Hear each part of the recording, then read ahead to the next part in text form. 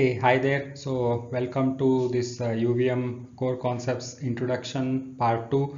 In the Part 1, we broadly reflected on our verification experiences and understood like what exactly is UVM trying to do, right? And we looked at some of the like the ways it wants to accomplish reuse, and then what does it mean to learn UVM, right? Like the 70% of learning UVM is, as we figured out, it's about learning the base class code is all nothing but some of the system Verilog code that has been written by other engineers, and nothing but virtual classes with lot of virtual methods, which sort of lays the rules of what we need to do, how we need to do it, and then for following those rules we get some benefits, right? So what are those benefits, what are the rules that we need to follow, is all about learning UVM. Along with that, we have set of core concepts that is another 30% that we need to understand. And these core concepts and the base classes, they are like, mixed together. So we cannot like totally separate them out. They are sort of mixed to an extent. So what we will do is, as a part of this session, all the key core concepts, we will touch it to one level, okay, and then we will also go through a little bit of the base classes, and then we will try to put together like how the overall test bench flow works in the UVM. Okay, one thing that I want you to keep in mind, that UVM might be new, but verification is not new for you guys, right? And the object oriented verification is not new for you guys, because you have already done it in system Verilog. What you need to do is, UVM is promising you to be able to do that in a better way, the simpler way, right? So you need to now assess it from that point of view, that you are not doing a new thing, you are doing the same old thing. That is, you are doing the fundamental verification, which is generating stimulus, doing response check, and doing coverage. That is what you are doing, but you are doing it in a different way.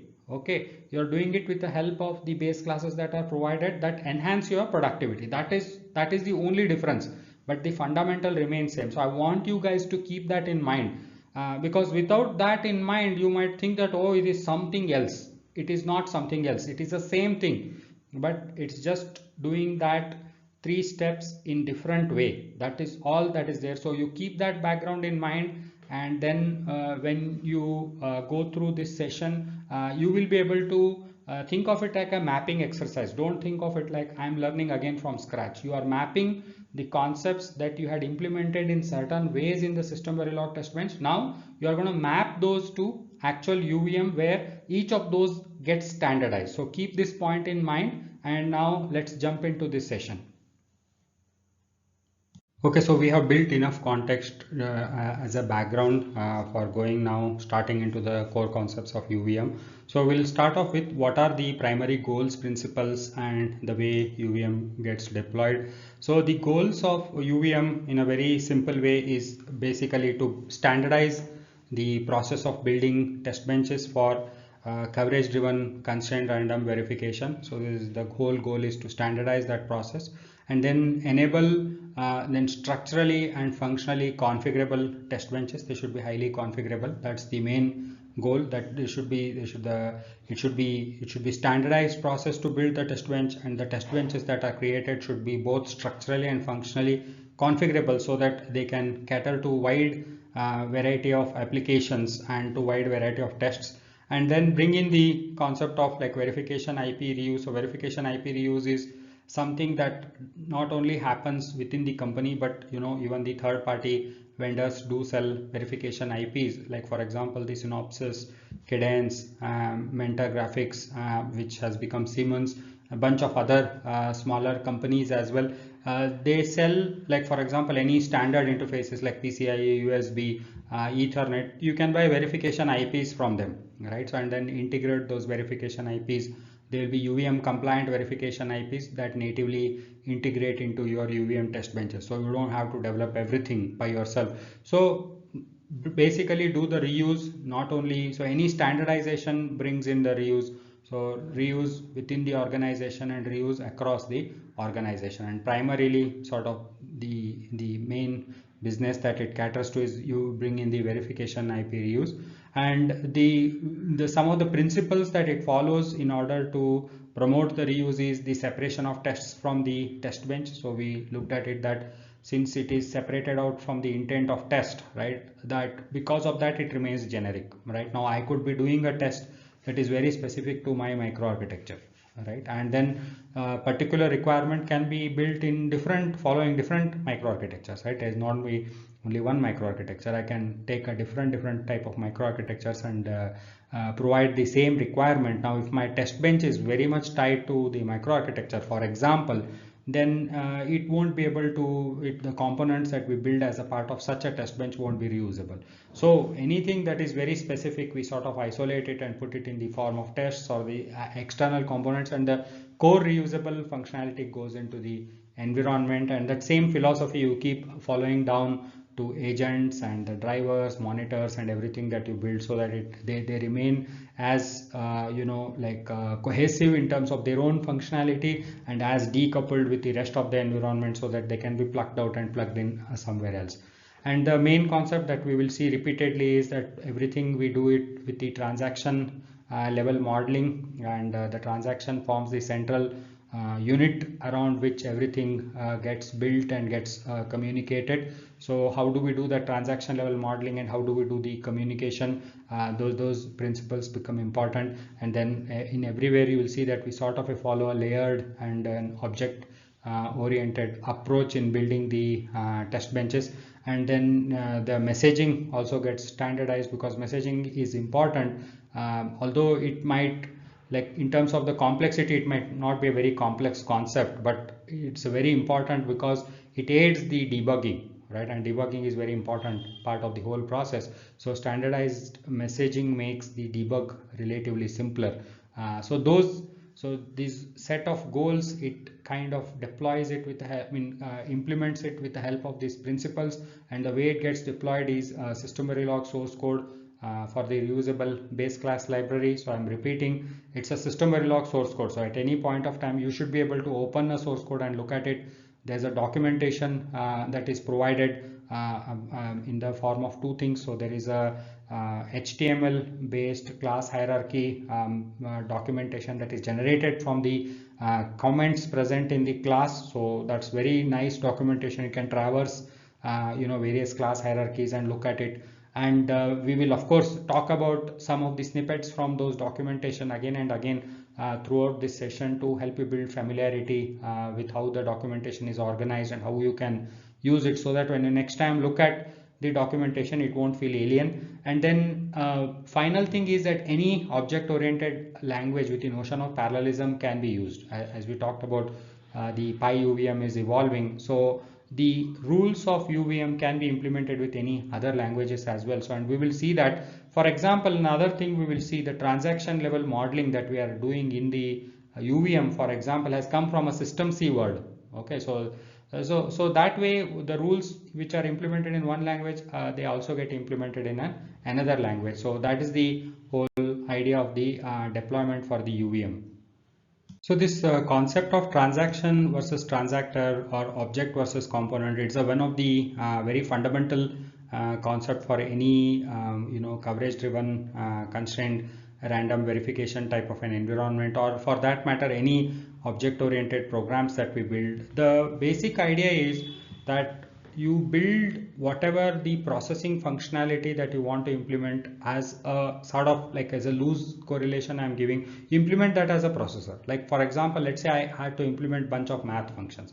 Instead of implementing a discrete adder, subtractor, multiplier and division functions, what I would like to do is put them together and implement a small programmable processor. Okay, so now instead of providing directly operators to add in the form of wires, what I am doing is I have created this small infrastructure of programmable registers, and the result is going to fed in another set of registers. That is a concept I want to build. Instead of treating these four components separately and bunch of wires being fed and I am giving the inputs and doing it. Instead of doing like that, I'm going to say this is a programmable engine. Now I can provide an instruction saying that add, and then I will provide the two operands and then it executes that particular operation. So this way what happens is the whole thing becomes programmable. The primary functionality, the bulk functionality of this particular component has not changed. It has remained same, but it has now become a programmable component that I can order them in any way I want. I can make them execute parallel. So I now have gotten that flexibility. So implement everything in a way that it becomes programmable, and you control that program by providing set of instructions. That is the idea. Now what does that map to? Those instructions map to a transaction, and that programmable engine that we talked about maps to transactor. Okay, so if we looked at our Verilog type of a test bench, right? So what we had done, if we looked at our counter test bench, we had randomized the count value, and we wanted to, like, how many counts do we want to count up to. We were randomizing those two, and then we were calling load count, which loaded the counter, the 256-bit counter, with the value that we have randomized, and then check count will wait till whatever the increment that we have specified, and then check after that the count has reached that whatever the loaded count plus the increment value. That is what we had done, and the way we had done it, very simple. We had a task to stimulate, and we have a task to check it, right? This is a, so calling, task calling another task with randomized arguments, right, is a procedural way of building the test benches. Now in the object oriented form, when you build, the first simplest thing that you need to realize is that instead of calling these tasks with the arguments, you pass an object. So that is the first thing. Okay, so basic thing that you will do is collect all the arguments, make an object out of it, and instead of passing discrete arguments, you pass the object. So that is the first thing. So you do that, and second is this type of information, you put it in a whatever the functions that you are implementing, you put them in a component which is an active which contains a thread, and then the arguments which are in the form of an object gets communicated to that processing thread in the lowest coupling way, right? So you don't want to explicitly call any functionality, right? Because the moment I start calling functions explicitly, I means the two guys, the one guy who is providing the functionality and another guy who is using the functionality, they get coupled very tightly, and we don't want tight coupling, because once it gets coupled tightly, then separating them and reusing somewhere becomes hard, right? So we have seen this even in the context of object orientation, that we always want low coupling and high cohesion, right? So all math functionality put together in a class is a high cohesion, right? And the way information is coming in, it's coming in a very low coupling format. When I send an object through a mailbox, right, my coupling is very low, right? I am not calling the exact add function, and I'm not passing the arguments, nothing. I'm not doing anything. I'm just creating an object. I'm saying I want to do add, and these are the operand values, and I'm taking that and putting it in a mailbox, right? So I don't know internally, even if you call that function add a, b, c, whatever, it doesn't matter, right? So you have a very low coupling. So this is the whole idea. So you take the arguments, create it as an object, that object loosely correlated to processor, like instruction, that's what it gets correlated loosely, and then you create a transactor in which you implement the functionality to execute that transaction that you have created. Okay, and you pass that to your transactor in a very low coupling form, right? And the low coupling form, as we have seen so far, is the mailbox. But we in the UVM, you will see there's a concept of TLM that is going to come in, and there it will provide even lesser coupling, and through that you share the information. So the call to a function now happens very, very indirectly. Just I send an object, and that sending an object itself is nothing but calling a function. At the end of the day, same thing, right? This function has to be called. Without calling that, it's not going to happen, right? But the way you call it in a very low coupling format, and all the related functionality, you keep it together. That principle you start following with the help of this transaction and transactor concept. So this concept is very important concept, and in any test bench design that you are going to do, you are always going to follow this idea that whatever you need to invoke the type, think of it like that. I have to call 10 functions, then all those 10 functions together becomes a type of transaction. So I want to invoke 10 functions. Each of those functions, you say it becomes a transaction type. So you create an enum. Function 1, function 2, function 3, function 4, function 5, names become a enum. Okay, and all the arguments those functions could have taken become the additional properties. And then what you do, you create such an object. When I want to call a function 1, I'll create a function, I'll create an object I'll say the type is of the type function1, and although I have now all the arguments, I will populate only the respective arguments that belong to function1, and then I will pass the transaction in a low coupling format to the transactor, which is an active thread which takes this particular transaction, and it sees nothing but it just has a case statement internally. It sees that it is a f1 type, and it will call internally the f1 function, and it knows what arguments to pick, so it will pick those arguments and pass it. That is all. So you are sort of indirectly calling the function through the transaction in order to ensure that you have a very low coupling. So this is the basic idea of transaction and transactor. The transaction and transactor concept that we saw, it sort of manifests itself as a test intent versus environment separation when it gets applied. You can think of it like this. So the overall test environment is in a way a big transactor that can process different streams of transactions, right? And the different streams of transactions are generated by the test, and what the test wants to do is ultimately wants to configure this test environment, which is the transaction processing engine, to the configuration that the test is interested in testing, and then generate a series of transactions to exercise the design through this environment, right? That is what is the sort of at a very high level the big picture is, and the way it accomplishes it is that you separate out your test intent. The test intent is like what configuration you want to test, and what type of the scenario that you want to create is your test intent. You separate out the test intent from the test environment, okay? And it's like saying you separate out the processor from your assembly program, right? So in a way you are saying that, like, you can have a hard-coded state machine, right? So instead of having a hard-coded state machine, you now have a programmable processor, and which is controlled through an assembly instruction. So what it does is not built into the processor, right? It's built through the program. So now I can run different programs and lead to different results. The same way, an environment by itself will not do anything. Like a processor by itself will not do anything, the environment by itself will not do anything, and it's a test which is equivalent of an assembly program will execute on the environment to create the required scenario, similar to an assembly code executing on a processor leading to some results. So this is the exact same sort of analogy. And the test configure, so the first step in the overall process is that the test should be able to configure the test environment, and the way it configures the test environment is through configuration object, and that configuration object, it could be a single configuration object or could be multiple configuration objects, but in principle it will contain two types of information. One is the structural configuration information, and another is functional configuration. Okay, so structural configuration affects how the test bench hierarchy gets created, right? Like for example, I could be saying like the number of ports that needs to be enabled, like let's say if it's a PCI or USB or a Ethernet ports, how many ports should be there? That's a structural configuration. Or whether certain particular design blocks are enabled or disabled. Eventually when you look at a bigger design, there's a concept of fuses to create different SKUs of a particular design.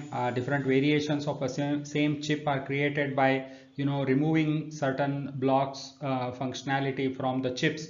So that is a fuse. So the same thing you simulate by enabling or disabling certain blocks within the design. And then like sometimes it could be for even the test benches for the facilitation of the overall process of verification, wherein like I could be simulating certain design with or without CPU. It may not be real life, you never ship a design without CPU, but while testing you may remove a CPU and put a bus functional model for that particular CPU in order to simulate it faster. Or you could be simulating a serial line with or without phi, right, in which case instead of doing the parallel to serial conversion, you are directly operating at the parallel interface. That is just for the ease of verification, but that also forms a structural configuration. And all these type of structural configuration information, either for representing something characteristic about a real design,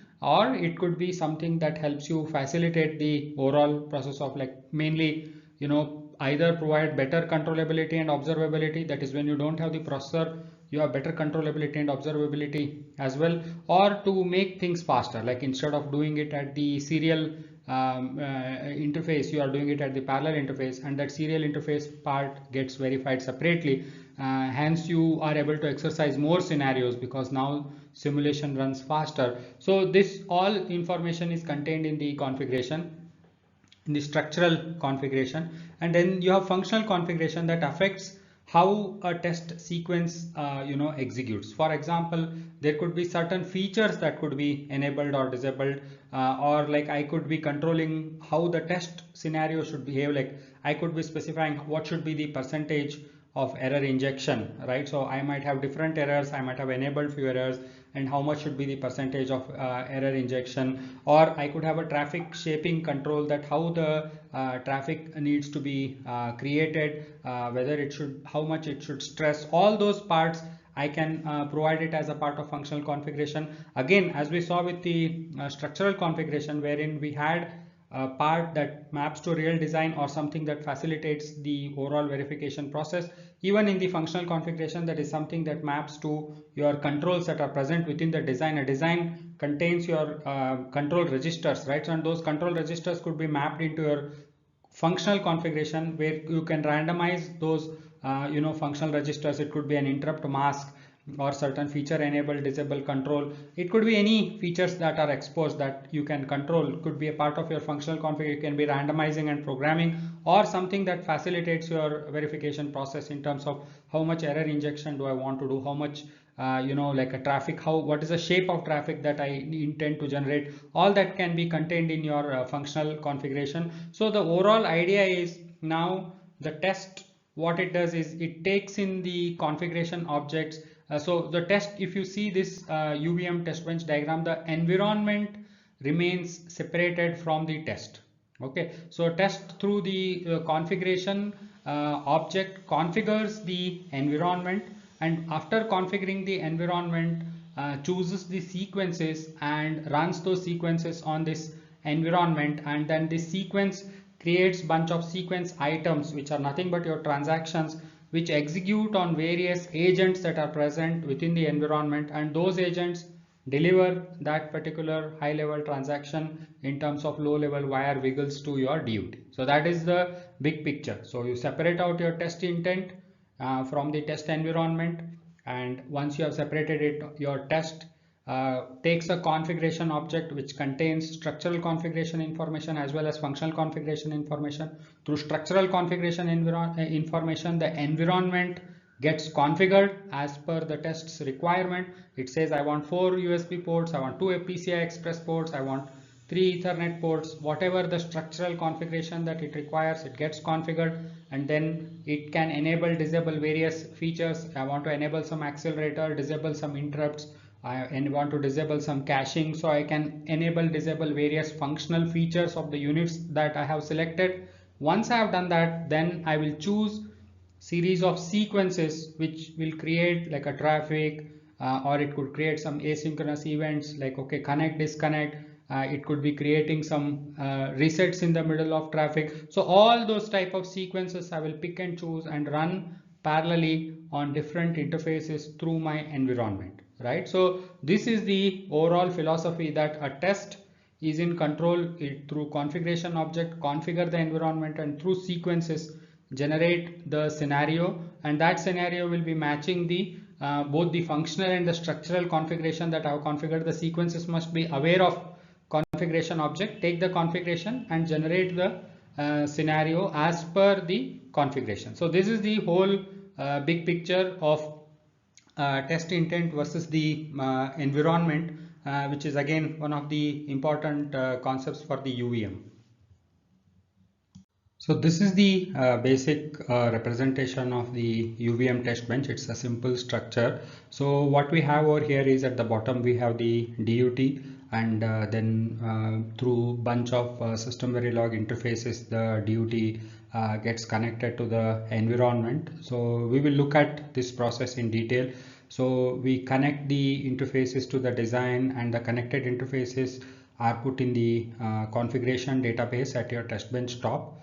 and through the configuration database, different the test will extract those interfaces and put it into a configuration, and that configuration it will pass it on to the environment, and then environment, what it will do is it will distribute those configurations to the individual agents. Now the concept of agent is for every physical bus, right? Like for example, we could have an APB bus, we could have a UART bus, or you could have I2C, SPI, whatever. You might have different buses. For each of these buses, to manage this bus, it could be, even if we take our FIFO test bench, even like a push interface is a bus, pop interface is a bus. So for managing each of those related signals together, which form the bus, you put an agent in the UVM.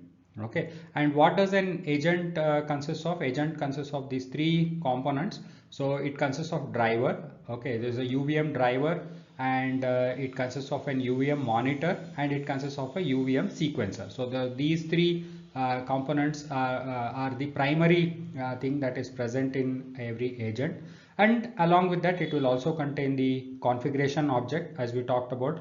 So configuration is one of the key thing, right? So one time configuration, which could be either a structural configuration and functional configuration together, is present in this config object. Along with that, typically interfaces are also, interface that is required by this agent is also passed through the configuration object. And what happens is that once the agent has been configured, that is one time configuration has been done, thereon like the test will invoke sequences on this sequencer. Okay, and then the sequencer will run the sequences, and once it runs the sequences, the sequence will lead to creation of different sequence items. Okay, and those sequence item get communicated from your UVM sequencer to UVM driver using these TLM ports. Okay, so we will look at it. So you can see some symbols that are being used. So we have circle, square, and then at places you will be also be able to see like a diamond at the monitor. So this diamond, then square, and the circle are the three different notations of TLM. We will look at it in more detail when we go deep, but for now understand that these are the modes of communication. So you run a sequence on a sequencer, it leads to generation of different sequence items, which are nothing but transactions.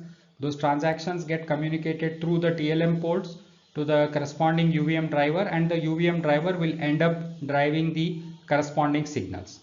And whatever the signals that are being driven are monitored by the UVM monitor, and the UVM monitor sends it out through this what we call it as analysis port. So there are different types of ports in TLM, so it sends it out of the analysis ports, and that can be connected to multiple analysis components. And these analysis components could, analysis component meaning over here, it could be implementing certain specific checks, it could be implementing some protocol checks, it might be implementing that particular protocol coverage, or it might be going into a scoreboard. Okay, so some of them which are independent per agent, like for example, I might be doing the APB coverage, right? So APB coverage, I can do it as a part of the agent itself.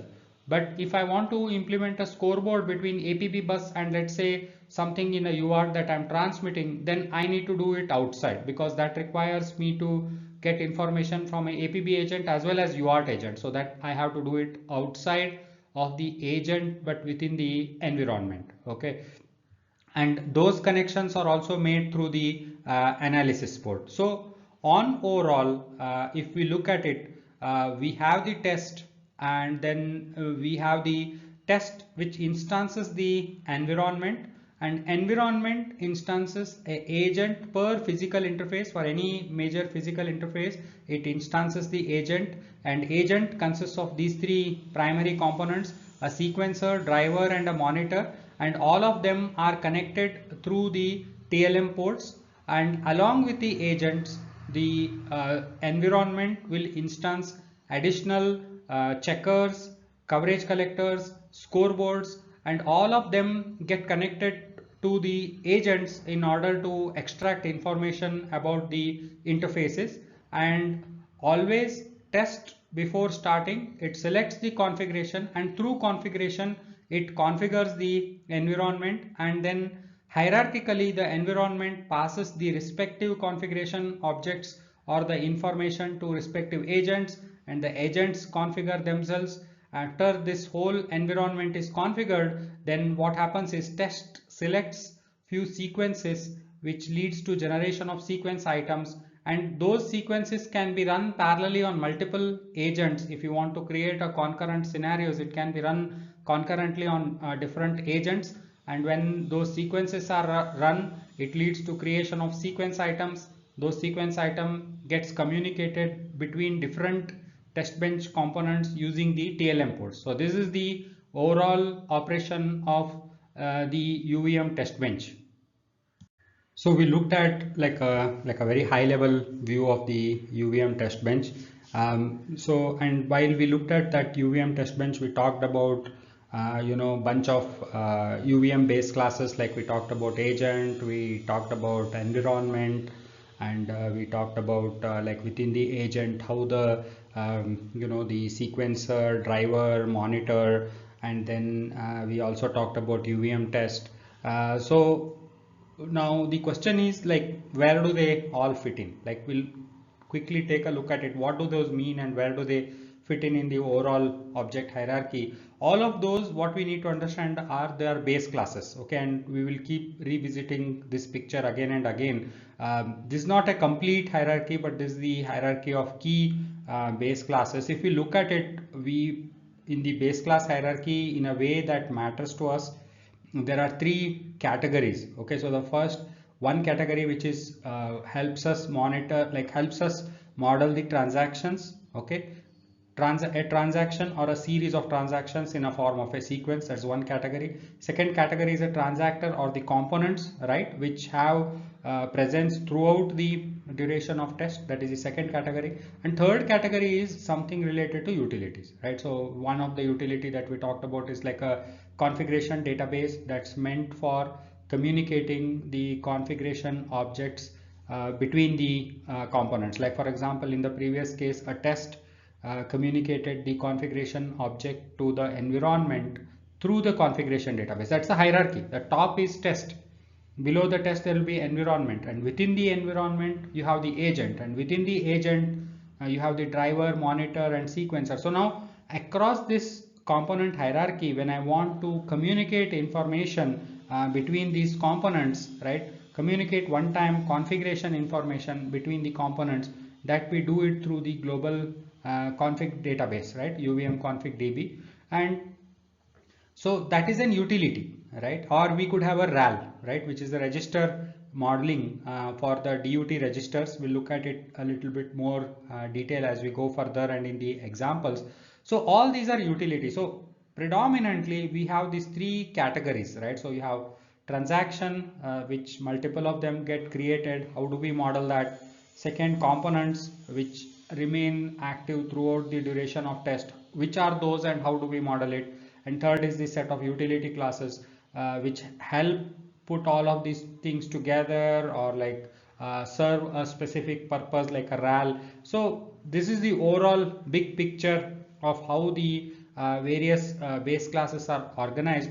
Let's little bit go into it, go little bit look into it. So we have UVM object, which is at the root of everything, and if you look at it, this object provides a bunch of methods that are available as a part of this UVM object definition. Like we have this pack, unpack, print, right? These are all the various like a transaction related items that get utilized in the transaction hierarchy. And then the UVM objects, the UVM sequence item. So there are a few more hierarchies. I'm not showing everything over here. So you have a UVM sequence item which extends the UVM object, and what they do is some functionality will be provided in the base class, they extend and provide some additional functionality. So that's how this builds up. So you have UVM sequence item, and then from UVM sequence item we create a UVM sequence, right? And then each one of them will provide certain new methods that need to be implemented. For example, in the UVM sequence there will be a method called body method, right? In the body method, we implement the primary functionality of generating various sequence items. Okay, so that is how the overall transactions get created. So that's the transaction hierarchy. And when we come to the component, so the UVM object is the root of everything, right? And then the UVM report object, which provides you with like a messaging capability. We will see it will provide different print functions that the components can utilize, and those the UVM component extends the UVM report object. Okay, and then if you look into the component a little bit, all the phasing that we had talked about, like the build phase, run phase, report phase, it's all part of the UVM component. We have briefly looked at it, so that becomes a part of the UVM component. And this UVM component is extended by several other base classes. And what they do, so predominantly the main thing that's present in the components is the phases. So the phases are the key part. So what the phases means is that these components are created and executed in certain order. Okay, like that the way we had seen the scheduling semantics in the case of system verilog, there is a sort of equal type of a concept that exists in the UVM, which is called as phasing. So this is the phasing diagram. We will go more detailed into it. I have just put the diagram so that you get a sense of it. So it will have three main phases. So it has a build phase, which has again some sub phases. It has run phase, which again has some of the sub phases, and then it has a cleanup phase, right? So these are the three primary phases, and within that you have subdivisions. And what do those subdivisions mean, and what do we do in them? We will look at it. But predominantly, if you look at it, so in the build phase, we create all these components, okay, and then connect them using the TLM ports. That is what happens in the build. So if you see the subphases, build and connect, that's what we do. And in the run phase, the main thing that we do is we'll concurrently launch off the primary functionality. A component, right? What is a component? A component will have a thread to do the processing, and it will have some way to receive some sort of a transaction from a higher layer, and then pass either a transform transaction to the lower layer component, or drive it through an interface signal if it is at the driver level. That is what the component is doing. It's an active thread taking in information from the higher, doing some transformation, either driving it on an interface or sending it to another component down below, right? That's what it is doing. So the main thing for this guy is run phase. So in the run phase, the corresponding thread gets launched, and then after the test has done creating the scenario, the run phase ends, and then it goes to cleanup phase, where we clean up everything and report whether test has passed or failed. So that is what is the phasing, and phasing is done automatically by UVM. The way we had seen it previously in the example, that we had created a basic like launching of run. So similar way, UVM takes these components through the different phasing automatically, and in the corresponding phases, the corresponding functions, the virtual functions that are present in the extended components that we have implemented, right? Like if we have a test bench component, we extend the UVM component and implement our design specific functionality in the corresponding functions. Like in the build phase, whatever that I have implemented gets called. In the connect phase, whatever the functionality that I have implemented in my component gets called. In the run phase, it launches thread for whatever the functionality, processing functionality that I have put it in the run phase method, right? So run phase will be a task, whereas the other ones are just the function. So corresponding functions are called, and that calling and the ordering is all handled by the UVM. So the UVM inbuilt functions will take care of it, and you just need to populate this information. So from the UVM component, which contains that phasing, the rest of all components are derived. Your UVM test is derived from that.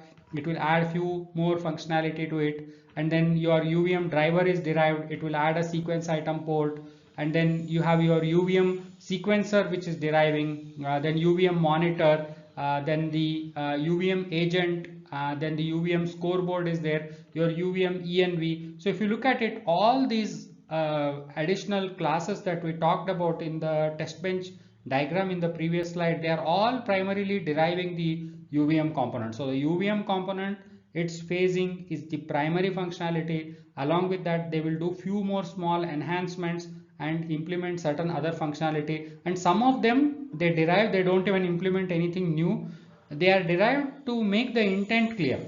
That is the idea, right? That although if I implement everything through UVM component, it will still work, but the intent will not become clear, right? So, but when I derive it from a UVM test, I know that it is doing test. When I derive it from UVM scoreboard, I know that it is doing the scoreboard functionality. When I derive it through a UVM monitor class, I know that that particular implementation is implementing a monitor function. So the intent becomes clear, but some of them also add some additional functionality. So this is the like the base class hierarchy. To summarize it, it's three categories. You have a transaction category for modeling the transactions, which is primarily done through your UVM sequence item and the sequence. And then the second one, which is your component hierarchy. Component main thing is the phasing implementation that it provides and the hierarchy implementation that it provides. And then all of the components that we saw in the environment, components especially component which exist throughout the duration of the test, are all derived from the UVM component. The third category, which I have not marked it with three type of blocks, are the utility functions like a configuration database, your RAL, your callback. These all things which are utility functions, either for stitching the components, for sharing information, or solving a specific problem like a RAL solves register modeling problem, are all utility functions. So these are the three category of base classes, and the way they are extended implements the hierarchy. And what we do at different hierarchy level, different base classes that are available, we extend them and we populate the functionality provided in their virtual functions.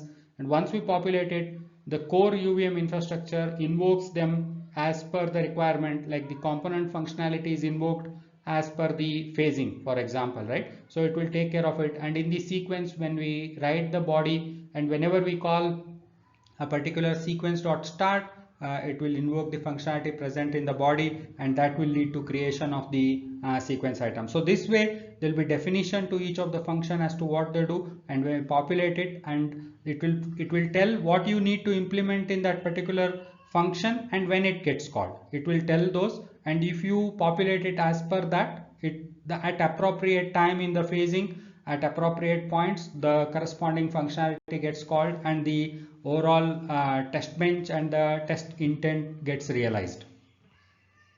So we started off with goals, right? So the primary goal that we had was we wanted to standardize the process of building coverage driven constraint random verification. And the second goal that we had was to make sure that we have a functionally as well as structurally configurable test bench. Okay, it's test bench architecture that we can structurally as well as functionally control it very easily from the test. Okay, and then the test should be able to generate the scenario of its interest, and we wanted to bring in an element of verification IP reuse. So verification IP term, overall we can map it to an agent now, so you will be able to understand that fact. So now that we had these goals, and now if you look at the way we are building it up, right? So we looked at the overall test bench architecture from two angles, right? So one very big picture we saw wherein you had the test, it was instancing the environment, and it had the various agents in it. That was a very high level view, right? And then at the second level view, we went a little inside what the agent contains, and then how the test creates a configuration object, uses the config db to communicate it to environment communicating to individual agents, and then how that overall configuration process works, and then how tests takes the sequences and runs them on the different sequences to create sequence item, and then send it to the DUT, right? Or collects the information through the monitors in the form of sequence item and passes it on to either coverage checkers or the scoreboards, right? So we are now able to see the manifestation of the goals that we had defined into a real structural implementation.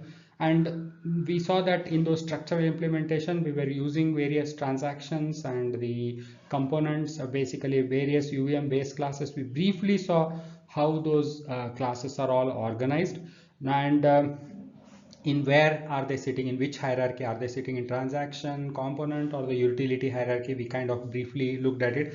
Now from here, this point onwards, what we will do is we'll briefly define each of the the base classes, okay, to go one level further. And after this level, the next step for us is that we will do the bootstrapping, wherein we look at one real example, and then we will again do one more round where we will go formally into a little one level further deep into each of these base class. That is our overall plan. So here we will do a bit of introduction to each of these classes, base classes, so that we can eventually follow it up with the real life UR test bench. So let's start off with UVM object. We had looked at it, it was the root of the whole hierarchy of the UVM base classes that are exposed to users. So this is all components and transactions derived from UVM object, which defines the interface of core class based operations. So it has create, copy, compare, print, sprint, record. So all the basic functionalities are all present in this object, and it also defines the interface for instance identification, right? Like the name, type, unique ID, all that information is present, and even the random seeding information is all present within the UVM object. Okay, the second one, we looked at UVM component. So UVM component class is root base class for all UVM components, a very important base class. And components, as we have seen, are quasi static objects. Basically what that means is they exist throughout the duration of simulation. This allows them to establish a structural hierarchy. Because they exist, they become part of the structure, right? Hierarchy, much like programs or the modules that we had seen, and each of the component is uniquely accessible via hierarchical path. Like you could be doing like a environment one dot a PCI one agent, and then like inside that we could have like a master dot driver. So you can access the components by this type of an hierarchy, and they will be there present because they exist throughout the duration of simulation. So you can create a hierarchy and access it. And the UVM component's main functionality, it implements that phased flow that we talked about, which consists of your build, run, and the cleanup type of phases, three main phases. And then finally UVM component also provides hooks for configuration, reporting, transaction recording, factory interfaces. So it provides various of these functionalities. Some of them, they also get used internally by the different and the background, as we said, like phasing happens, right? So some of these hooks gets utilized by phasing. When you implement factory, some of the hooks that are present within the UVM component gets used by the factory. Not every property and method is only used by the user. So it is a two level thing. One, something that gets internally used for a bookkeeping, for implementing and providing the functionality that it is promising you to provide. And second, it's providing you the hooks in which you implement your own verification specific functionality which gets invoked. So those are the two parts of it. And then we have a UVM transaction. We didn't see this in the hierarchy. When we go further, you will be able to see that actually between sequence item and object you have the UVM transaction. The UVM transaction is a root base class for all the UVM transactions. Unlike UVM components, the transaction is sort of transient in nature.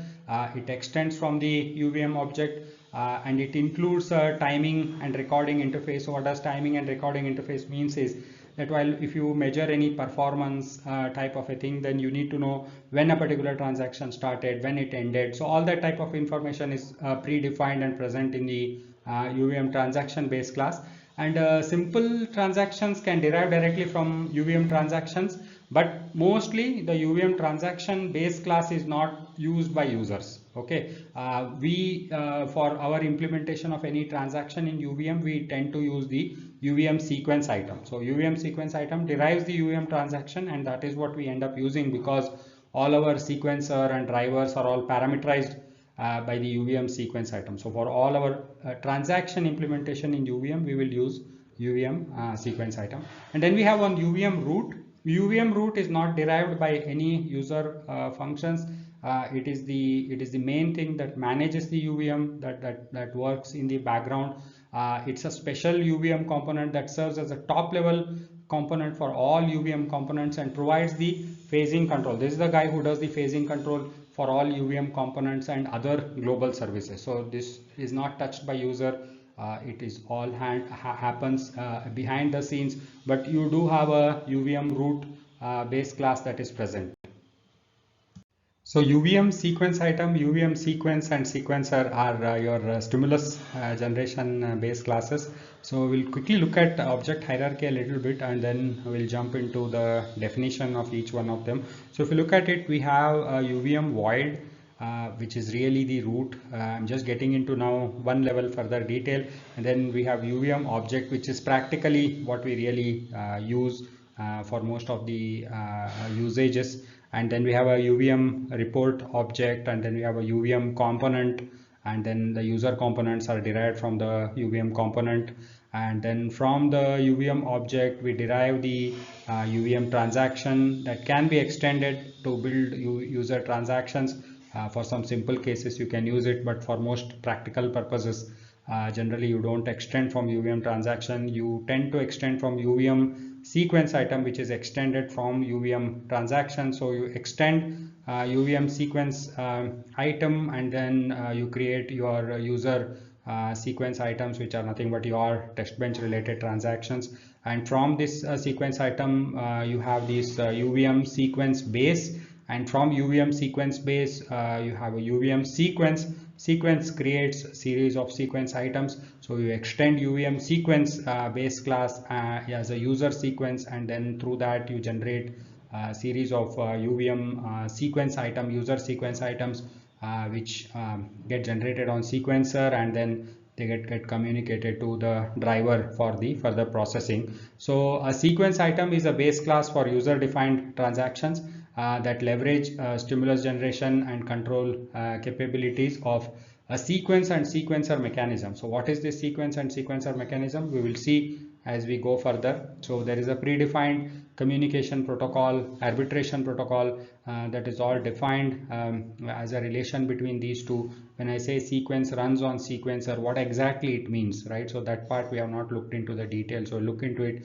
So whatever is required to facilitate that will be present within the UVM sequence item. And then we have UVM sequence. As we saw, it extends the sequence item primarily, and then has the ability to recursively either UVM sequence can execute further UVM sequence, and those sequence could be generating the sequence item. So that is the UVM sequence, which generates series of UVM sequence item. And then the sequencer serves as an arbiter. So what happens is you can run multiple sequences on a single sequencer, so that is possible, and then that will lead to mixing of different type of traffics. For example, I can have a single sequencer if I want to, and then let's say I have a memory interface. I can run one parallel sequence that generates read and one parallel sequence that generates writes, and then let the arbiter do the mixing. So I don't have to generate like a randomized between read and write. So I can parallelly independently generate in one sequence thread I'm generating reads, and in another sequence thread I'm generating writes, and let the sequencer do the mixing. And how it should do the mixing, you can set up various arbitration schemes that are available. You can make read high priority, write high priority, or a random mixing, or the order in which they are coming you want them to allow them to go. So various arbitrations that you can do.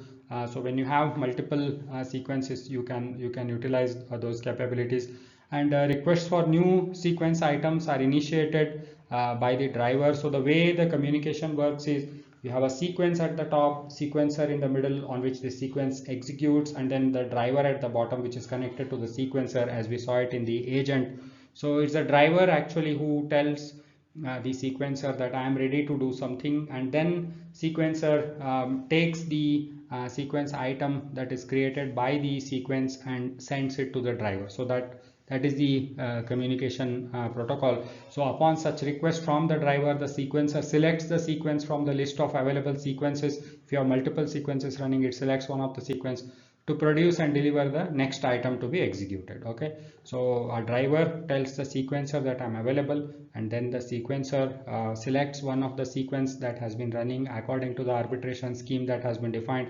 That guy generates, that sequence generates a sequence item. That sequence item gets delivered to the driver, and the driver will execute it on the interface. and once it has executed on the interface, it sends either the response or just the acknowledgement saying that I have completed processing this sequence item, and now you can send me a next sequence item, and that gets communicated back to the sequence. The response gets communicated back to the sequence, and then the next sequence item can be picked from a different sequence if there are a parallel, or from the same sequence if there's only a single sequence running. So this is how the overall stimulus generation is coordinated with the help of sequence item, which is the core atomic thing, which represents what we really randomize and send it as a transaction, and then the sequencer on which you run the sequence generates a series of sequence items, and then the sequencer arbitrates as and when it is requested by the driver. So this is the overall way the stimulus generation is structured in UVM. The next set of base classes that will define formally are agent related base classes. So we have UVM driver, monitor, and then UVM agent. Sequencer is also present, which we have already seen in the previous slide. So this is the way UVM agent is structured, as we have seen. So you have a sequencer, driver, and a monitor. Driver and monitor are utilizing the virtual interface. So driver will drive the interface, monitor will monitor the interface, and monitor monitors the interface and creates a transaction items and sends it through analysis port.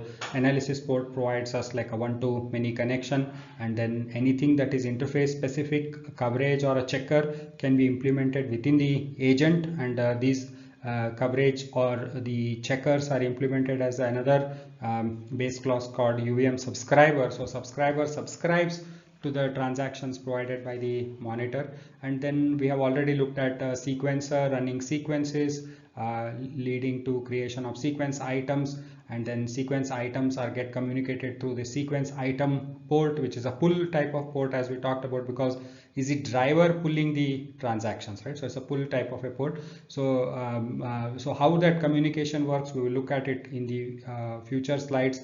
But just understand that we have a sequence item port, which is a pull type of a protocol, that the driver pulls the transactions from sequence via sequencer. Okay, so this is the overall architecture of the agent, and the agent class itself is just a placeholder. Okay, so let's just formally define it. So UVM driver is the base class for the driver that initiates request for transaction via this is the port name that I was talking about. This is a UVM sequence item pull port. So this port that you are seeing is the UVM sequence item pull port. This square box is this UVM sequence item pull port. That's how it is represented, and then these ports are typically connected to the exports of an appropriate sequencer component. So there are some rules for connection. So port must be connected to an export.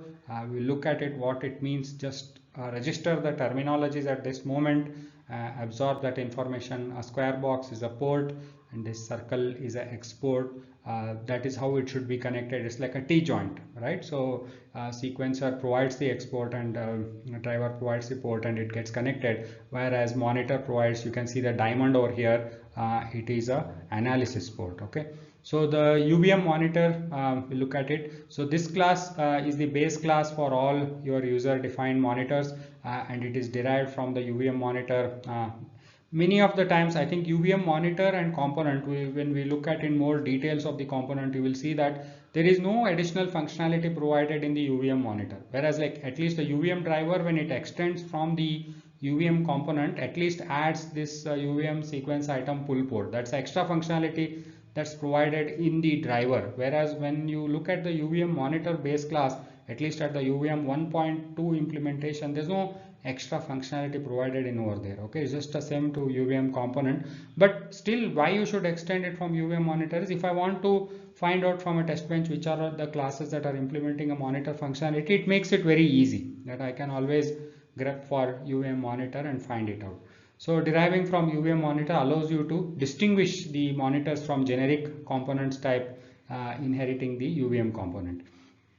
Third is the UVM agent. So UVM agent is again a virtual class used for the user defined agents, and deriving from UVM agent will allow you to distinguish agent from other components. Again, by agent by itself doesn't provide any real additional, like a major additional functionality, but allows you to distinguish. And one additional unique functionality that provides is a concept called isActive.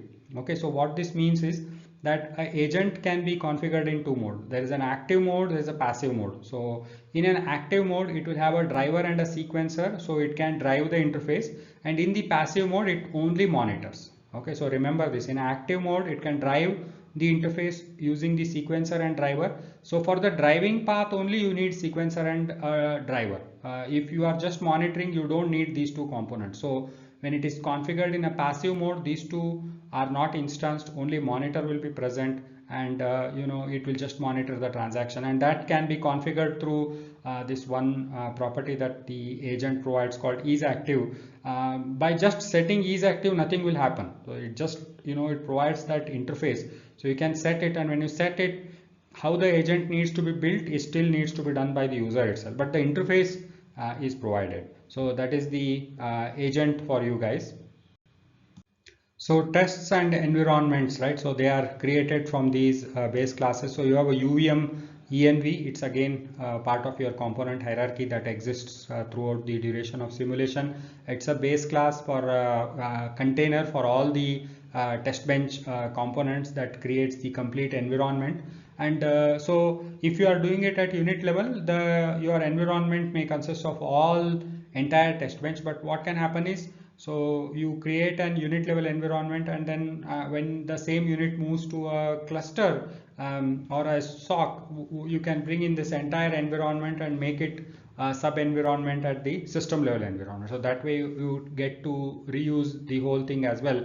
Now at this point, so like imagine that we had an APB bus, right? So a UART which was connected through a APB bus to a system. Okay, so if we had that type of a system, when we are verifying the UART, we means the test bench will be driving the APB interface. So in that case, our APB agent will be an active agent, because our unit level test bench is driving the APB interface of UART. But when we take the same UART IP and put it at the system level, that APB bus gets hooked up in the global scheme of SOC buses, right? So when you look at that APB protocol video, you will be able to understand that better.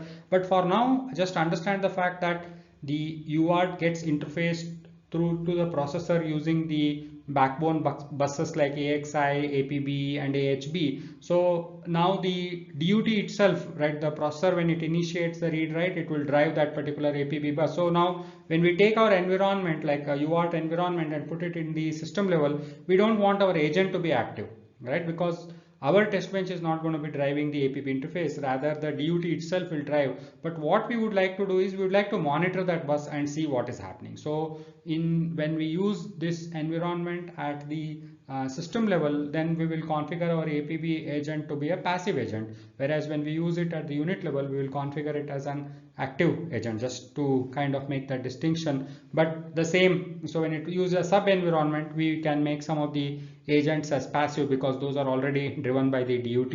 And then we have a UVM test. It's again a virtual base class for user defined tests, and UVM test virtual class should be used as base class for all your user defined tests. And doing so, what facility that it provides, at every point your question should be, okay, somebody says use this base class, your question is what do I get, right? That's the question that you need to be asking. What rules do I need to follow, and if I follow those rules, what do I get in return? That's the way you need to deal with the UVM, right? So doing so provides you with the ability that you can execute test name using UVM test name command line argument. And we will look at this detail. So when you derive and implement user defined tests through the UVM test, and you want to run that particular test on the command line, you can say whatever, like your simulator name executable, then plus UVM test name equal to the name that you have given to the class. If you say that, the UVM by itself provides you the functionality that it will do that value plus arc parsing, and then it will invoke that corresponding test. If you remember in the FIFO test bench, we used to pass the test name argument, and then we had to parse that test name argument using value plus args, and then instance that corresponding test object, and then call the corresponding test objects build and run, and those functions, we had to do it ourselves.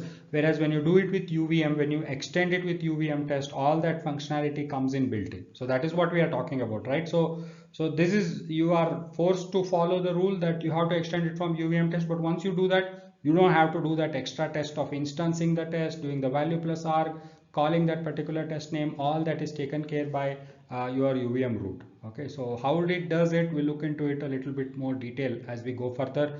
And then we have a UVM report object. So the reporting class provides the facility of issuing reports with consistent formatting. So this is very important. Okay, the logs needs to have consistent formatting, so that when you debug, what happens is when you run a constrained random test case, you don't know what the test has done, right? It is generating a random stimulus. So the only way to figure out what it has done is that you look through the log files. Okay, that is when you are able to find out, because you can't just take a test and correlate it with the log file, because you might have put a loop in that you are repeatedly calling randomization, right? So what random values got created, you don't know. So that is where you need to look it up in the log file. So, and in order to make that process easy, a consistent formatting of various messages, like, okay, this sequence has started, this particular sequence item is going, I'm receiving an interrupt, or this particular error has been injected, all that type of information in a well defined consistent formatting, and from which component that information is coming, at what timestamp it is coming, from which file it is coming, all that information should be present, and it should be properly present for every message, should be at the same place,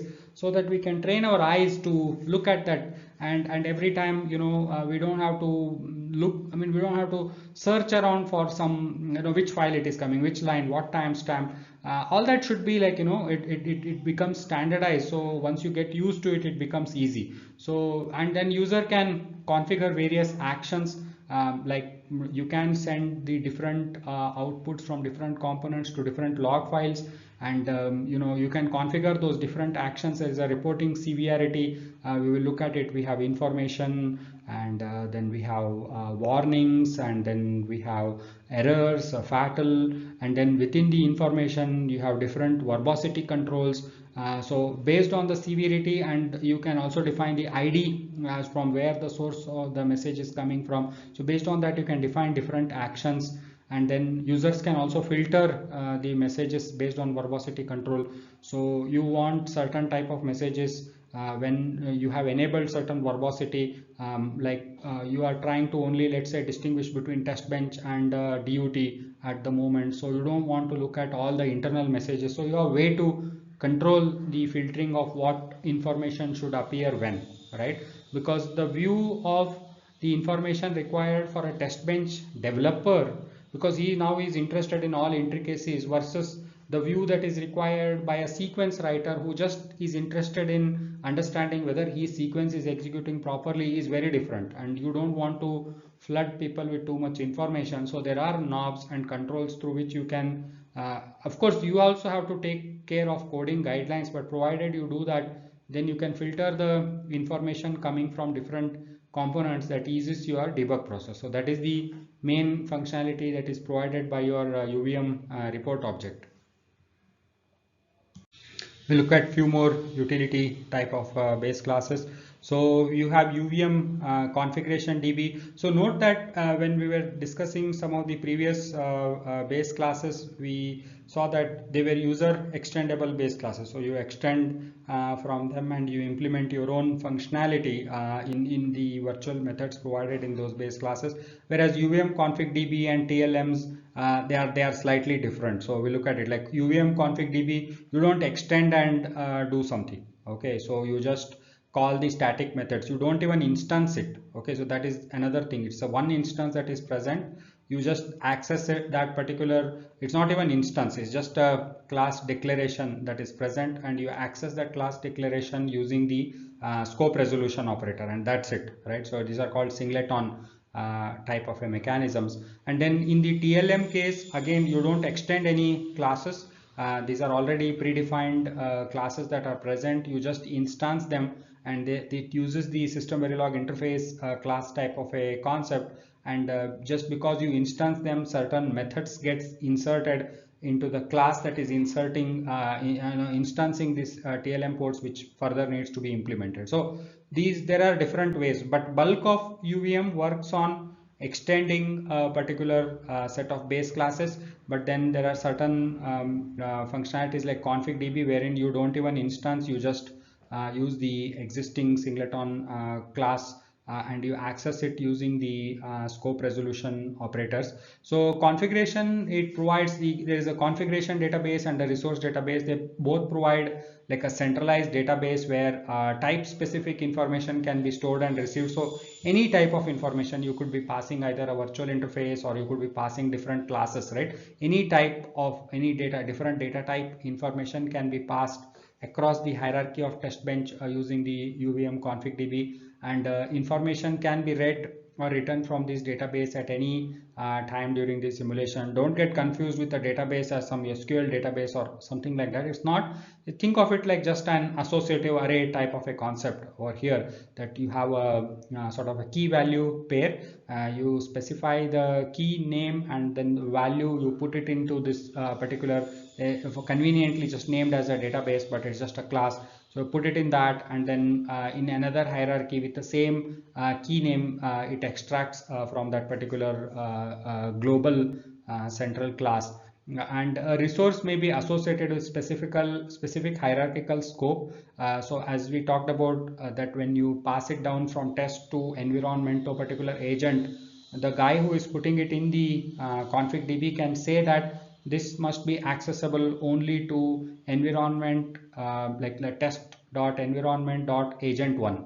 Okay, I want this information to be only visible to agent1. So I can set hierarchies like that, because the test these components, as we talked about, they create hierarchy. So now you can specify the hierarchy in the config.db to tell who should be accessing it. So that is possible with the config.db. And then you have the TLM. TLM is a library defined of several abstract transaction level interfaces. Abstract meaning is just a function declaration, our like a pure virtual type of a functions, right? So it's just a transaction level interfaces, and the ports and exports that facilitate their use. There are some rules of what is port, what is export, and which of them can be connected to whom.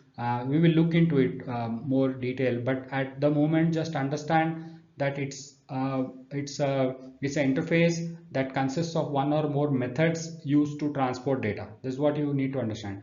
And then typically the whole transactions at a time, and components communicate with each other via TLM. So this is the point that you need to really understand. And TLM ports and exports to communicate are inherently reusable, interoperable, and modular. And why this is so, when we really use it, you will be able to understand. There are various types. We have a TLM1, TLM2, and then the sequencer port and analysis port. Typically this TLM1 sequencer port and analysis port is what we will be mostly using. The TLM2 type of port is mainly meant for UVM environment to communicate with the system C type of an environment. So it's a special case. We will not be going very deep into that, but we'll be looking at how the TLM1 works and how the sequencer port works, which is a very important one. Concept that how the sequence and sequencer communicate via to the driver, and how the analysis port work, which is meant for monitor to communicate with the subscribers. So we will look into it at a more detail, but this is giving you like a introduction to various areas of the base classes that are present in the UVM. So UVM provides this one more special utility set of base classes. These are again extended and implemented. So this is called register layer. So UVM register layer defines several base classes that, when properly extended, abstract the read-write operations to registers and memories in design under verification. So what this means is that most of the designs, I think, as we look more and when we do the bootstrapping of UART, you will be able to see that UART provides several registers for the implementation. And then what we want is ultimately the way we want to do the read writes to the registers. We want to abstract it from the point of view of what exact address at which that particular register is located and on which bus it is sitting. We want to abstract that detail, because what can happen is the address map of that particular register can keep changing, right? Based on the overall system design, eventually when it gets used at a system level, the place where it gets placed in the address map, overall address map, that can keep changing. So we don't want to hard code today, like let's say some control register, like a line status register of UART was present at address X, address 4, let's say, for imagine that, and I use that in my test saying, okay, read address 4, and tomorrow that could get mapped to a different address, right? And now my test is is not going to work, right? So I want to abstract that detail away, and today it could be sitting on a APB bus, and tomorrow because the APB bus performance was not sufficient, it could get moved to a AHB bus, right? So and then like if I were to use a APB agent today, and if I, at every places, if I was saying, I am creating an APB sequence item, setting the address to 4 and sending it out, might work today, but tomorrow if the address changes or the bus changes, I am stuck, right? So I have to again go back and do the changes. So to prevent that, what I would like to do is I would just like to say, okay, UART register block dot line status register LSR dot read. If I say it like this, it a very high level abstracted. This is what is called abstraction, where you hide the details, right? Hide the low level details from the test, which doesn't need to know, right? So I am just going to say UART register block dot line status register dot read. And when I do that, what needs to happen is that has to get mapped to a specific address, and then it should get mapped to a specific bus transaction. All that should happen internally, right? Of course we need to set up few hooks, but the test need not worry about it, right? So that is what is the functionality of your register layer. So you will have a register database in which you will implement the various registers, and then the registers that you are implementing, you map it to the address, right? The different address. Now what we can do is, and then once you map it, you also have an adaptation layer which translates from an internal read write. That is when I said like a UART register model dot LSR dot read, that's just an internal register read, right? So from that register read in the adaptation layer, I can map it to the actual bus transaction. Like for example, if I had connected it to a APB bus, I will map it to a APB read. Okay, so or if I was doing dot write, then the adaptation layer will map it to a sequence item of the type write. Of course this adaptation layer has to be again written by a user, but now see, I'm setting up a map and I'm setting up an adaptation layer. Now if at all my UART moves from say address 4 to address 8, I just need to change the map. My test doesn't need to change, because my test will still say register UART register module dot LSR dot read or dot write. It doesn't have to change, right? Only in the internally in the test bench at the map I will come and change, okay, LSR has moved from 4 to 8, and my job is done. And tomorrow it moves from APB to AHB, I'll just change my adaptation layer. So I'll change my adaptation layer from, instead of generating a APB sequence item, I'll generate a AHB sequence item, right? And then my test is not changing. So this is the way your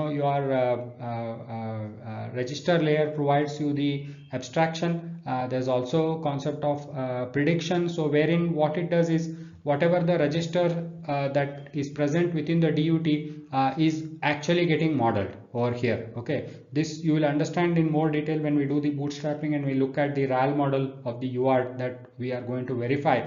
But for now, just understand, if there is a line status register which is actual set of flops that are implemented in the DUT, we are creating a mirror of that in the test bench, right? Now that mirror, you want to keep it updated with the what is present in the DUT, so that sometimes instead of really reading a DUT register, you can read your register that you are maintaining the copy of it, and that would work out faster for you. And for that you use this concept of predictor. Okay, so we look into it more detail, but bottom line, what I would like you to understand is that the register layer provides you with the abstraction such that your test need not change when the register address changes or the bus on which the register is sitting. So when this happens, the register layer provides the abstraction, how it does it, and how you do the register modeling, how you put it in the map, how you implement adaptation layer. All these details we'll look into it when we do the bootstrapping part. we'll look at two more base classes. So we'll look at the UVM factory. So UVM factory is used for manufacturing the UVM objects and components. And similar to UVM config DB, there's only one instance of factory that is present in the simulation, and all of this again happens at the behind the scene. So you are and for this to work, the main idea of factory we have briefly discussed about it, that in the overall hierarchy, when I am writing the environment, when I'm writing the environment, I would have said, okay, instance UART version 1 type of an agent. Okay, and then let's say tomorrow UART version 2 of the agent has been created externally, and I want to swap the UART version 1 with the version 2 without having to go and change inside my environment, changing it from UART v1 to UART v2. I'm not going to do the code change. So what I'm going to do is, sitting outside from the test, I'm going to tell the factory that whenever somebody wants to create a UART version 1 type of an agent, swap them with the UART agent of the version 2 type, right? That's what I'm going to tell the factory. So that is the idea of factory. So when I tell that to factory, and whenever anyone creates a UART agent version 1, instead of creating a UART agent version 1, it will end up giving them the instance of UART version 2. Okay, without you having to change the place where it was instanced. And the same applies even to the test, where we are creating a particular sequence. Let's say we had one sequence where we were only generating certain type of writes, and now I want to change it of write to limited address space.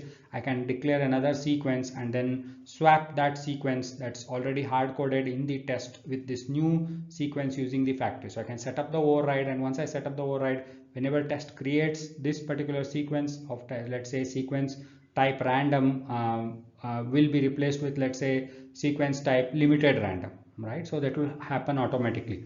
And how that works, you have user defined the objects as well as the user defined components have to register to the factory via the macro, because I need to now tell UART agent version 1 with version 2, right? So unless I know that version 1 existed, I can't swap it. So how does the factory know that there exists a version 1 is that the when the agent version 1 is created, it calls UVM component. This tick is a macro.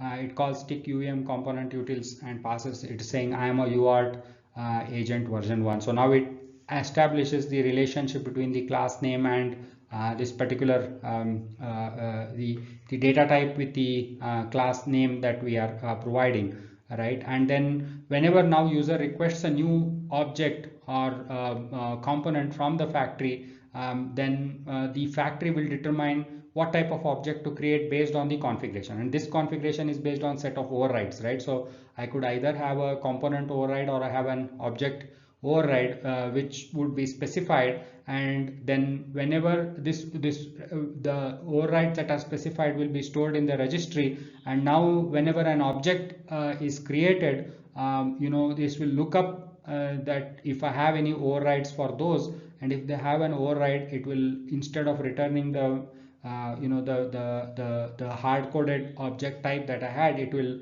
return the overrided object type. So I think when we look at more, when we go deeper into the factory, you will be able to understand this concept. But bottom line, understand this fact that without changing the code, I can change the instance type that gets created. Without changing the code for the instance creation, I can change the instance type that gets created either for a component or for an object using the factory. So just understand this part. And the second base class, so the UVM factory, as we saw, it doesn't get extended, it's just one instance, whereas UVM subscriber is similar to our UVM driver or UVM monitor. This class is extended by the user, and you need to implement certain methods. So this class, what it provides on the top of UVM components, so it's again an extension from UVM components, but it additionally provides one analysis export. Okay, so as we talked about the TLM, we have a concept of this port and export. So port is where it gets produced, and export is where it sort of gets consumed at a very high level. And then this subtype, once you say that it's an export, what happens is it provides a method called write. We will see more detail about it, but just understand that it provides a method called write, and when we connect a subscriber to a monitor using the analysis port. So our monitor has an analysis port and our subscriber has an analysis export, and we connect both of them together.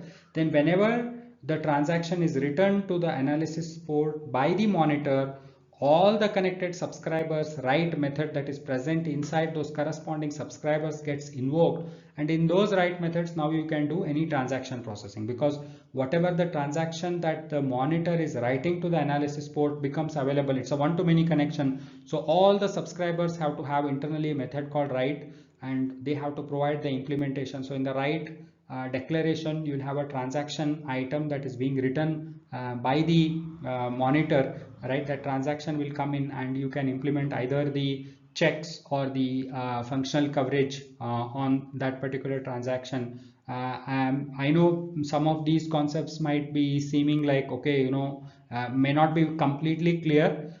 Just get the like the overall idea of it. Because we have still 2 more steps to go.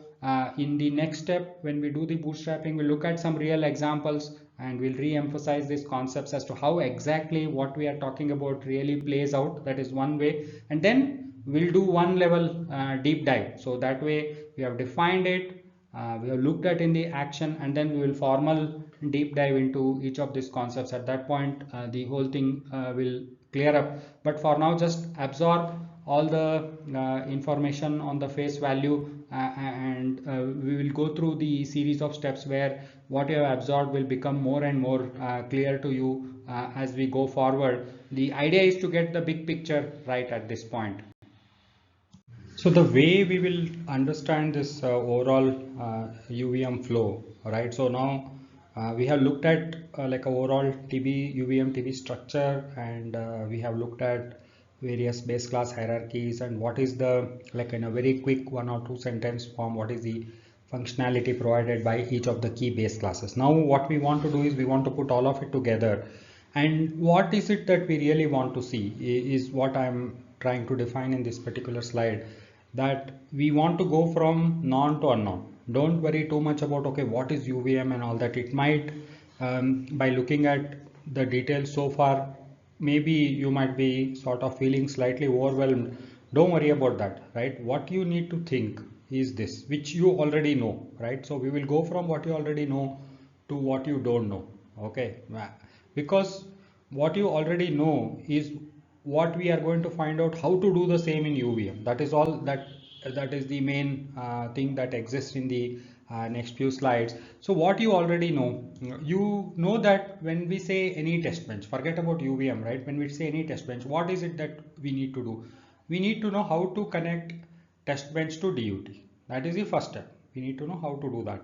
Then how to configure the test bench for the test intent, that whatever we have talked about it, right? Like we have some structural configuration, we have some functional configuration. How do I configure my test bench to meet the configuration that I want to test, and configure it to the functional configuration, that is some enable, disable, whatever that I have set, some mask that I want to program. How do I do that? How do I structurally construct it, and then how do I program my DUT's initialization to make sure that I can get to the configuration that I really want to test, right?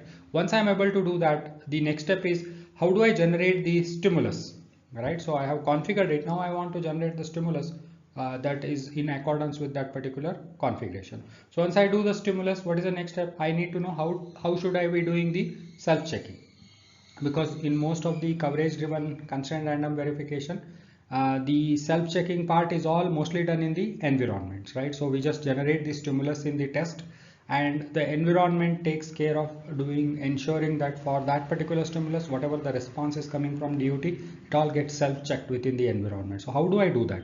Then finally, how do I do the functional coverage? Since I am generating a constraint random stimulus, how do I do the functional coverage in that environment?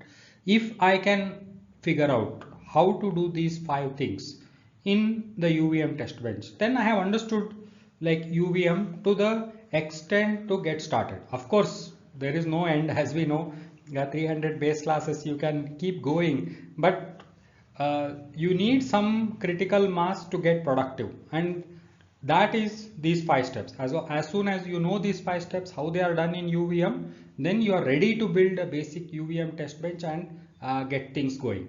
Because ultimately, see, remember this bottom line is UVM is saying that the process of building test bench has to become simpler, right? It should not become complicated, right? And that is something that I would like you guys to evaluate, right? Because that is what is being sold, right? So it is saying that we will make the process of building the test bench easier. You don't have to start from the scratch. You use the base class library and you follow the standardized approach of just filling the application forms. It is as similar to that. Is that really happening, right? That is what we want to check it out.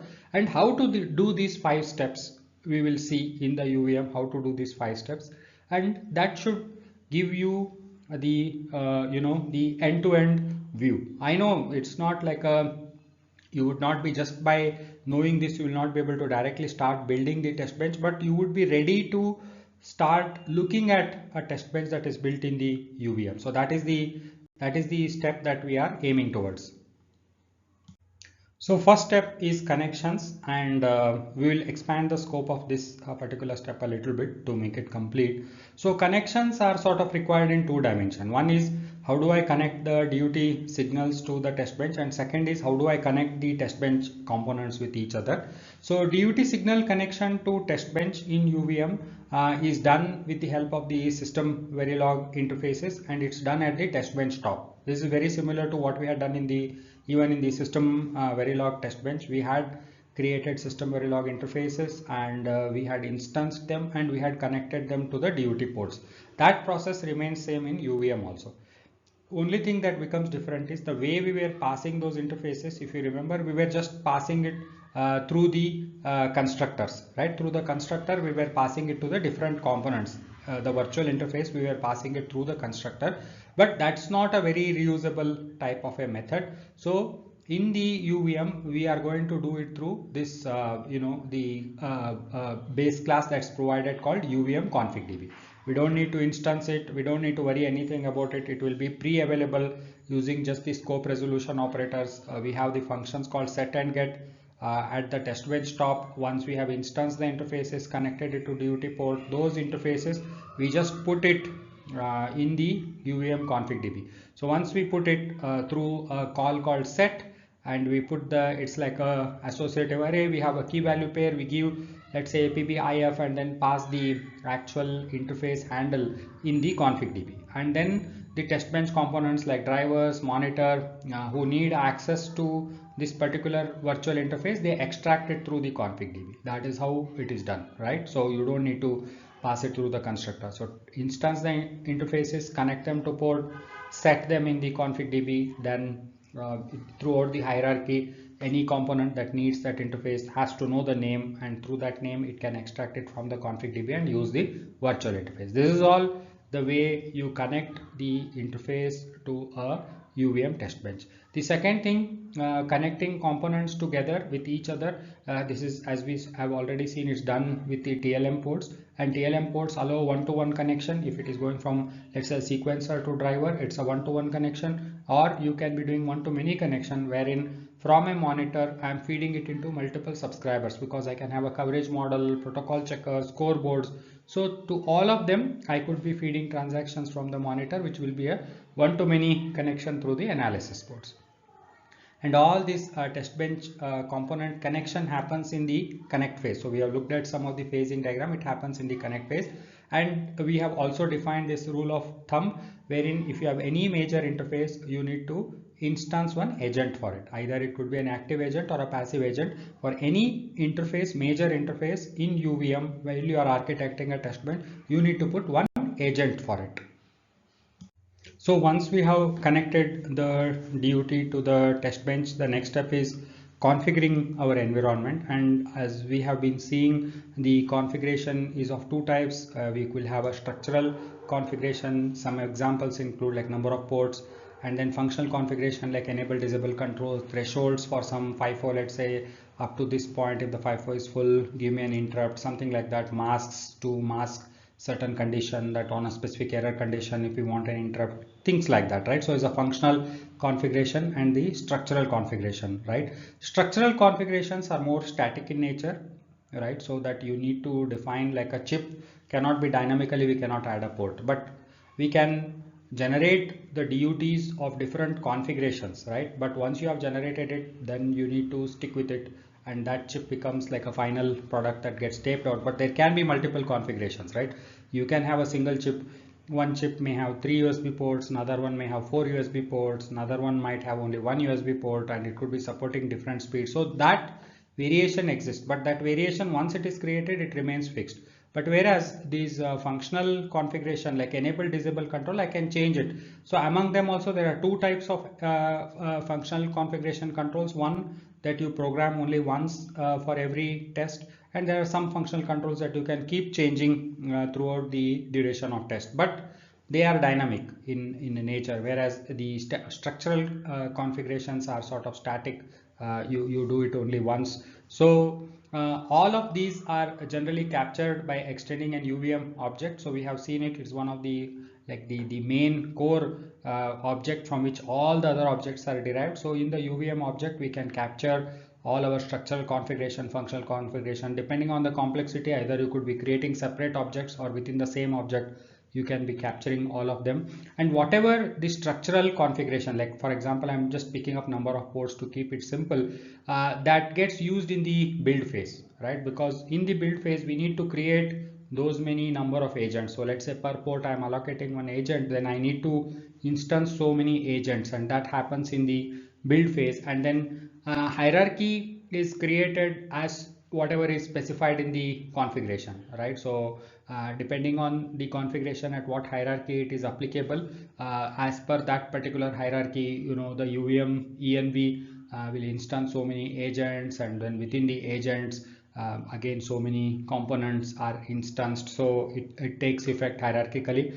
And then the component hierarchy primarily uses the structural configuration, because components is what really gets instanced as per the structural configuration information. And the functional configuration information that we talked about is mostly used by your UVM sequences, agents and components, and mainly the UVM sequence, because it will use that functional configuration first to initialize your design with the configuration of your enable disable that you have provided, and then subsequently that according to that information, according to that functional, because if you have enabled something, then only that type of traffic needs to be generated, right? So the sequence will take care based on whatever the functional configuration that you have provided. According to that configuration, it will generate the appropriate type of traffic. Okay, and the reason why the agents and the components in the test bench utilize the functional configuration, ultimately they also might have to do some response checking, or their behavior might become different based on the functional configuration. Okay, and for that reason, for response checking or adjusting the behavior of the stimulus generation as per the, like for example, I might have set some error injection knobs which the driver present within the UVM agent might have to act upon. So that is why they take that information, and as and when the stimulus gets generated, they do their job according to the functional configuration that we have specified.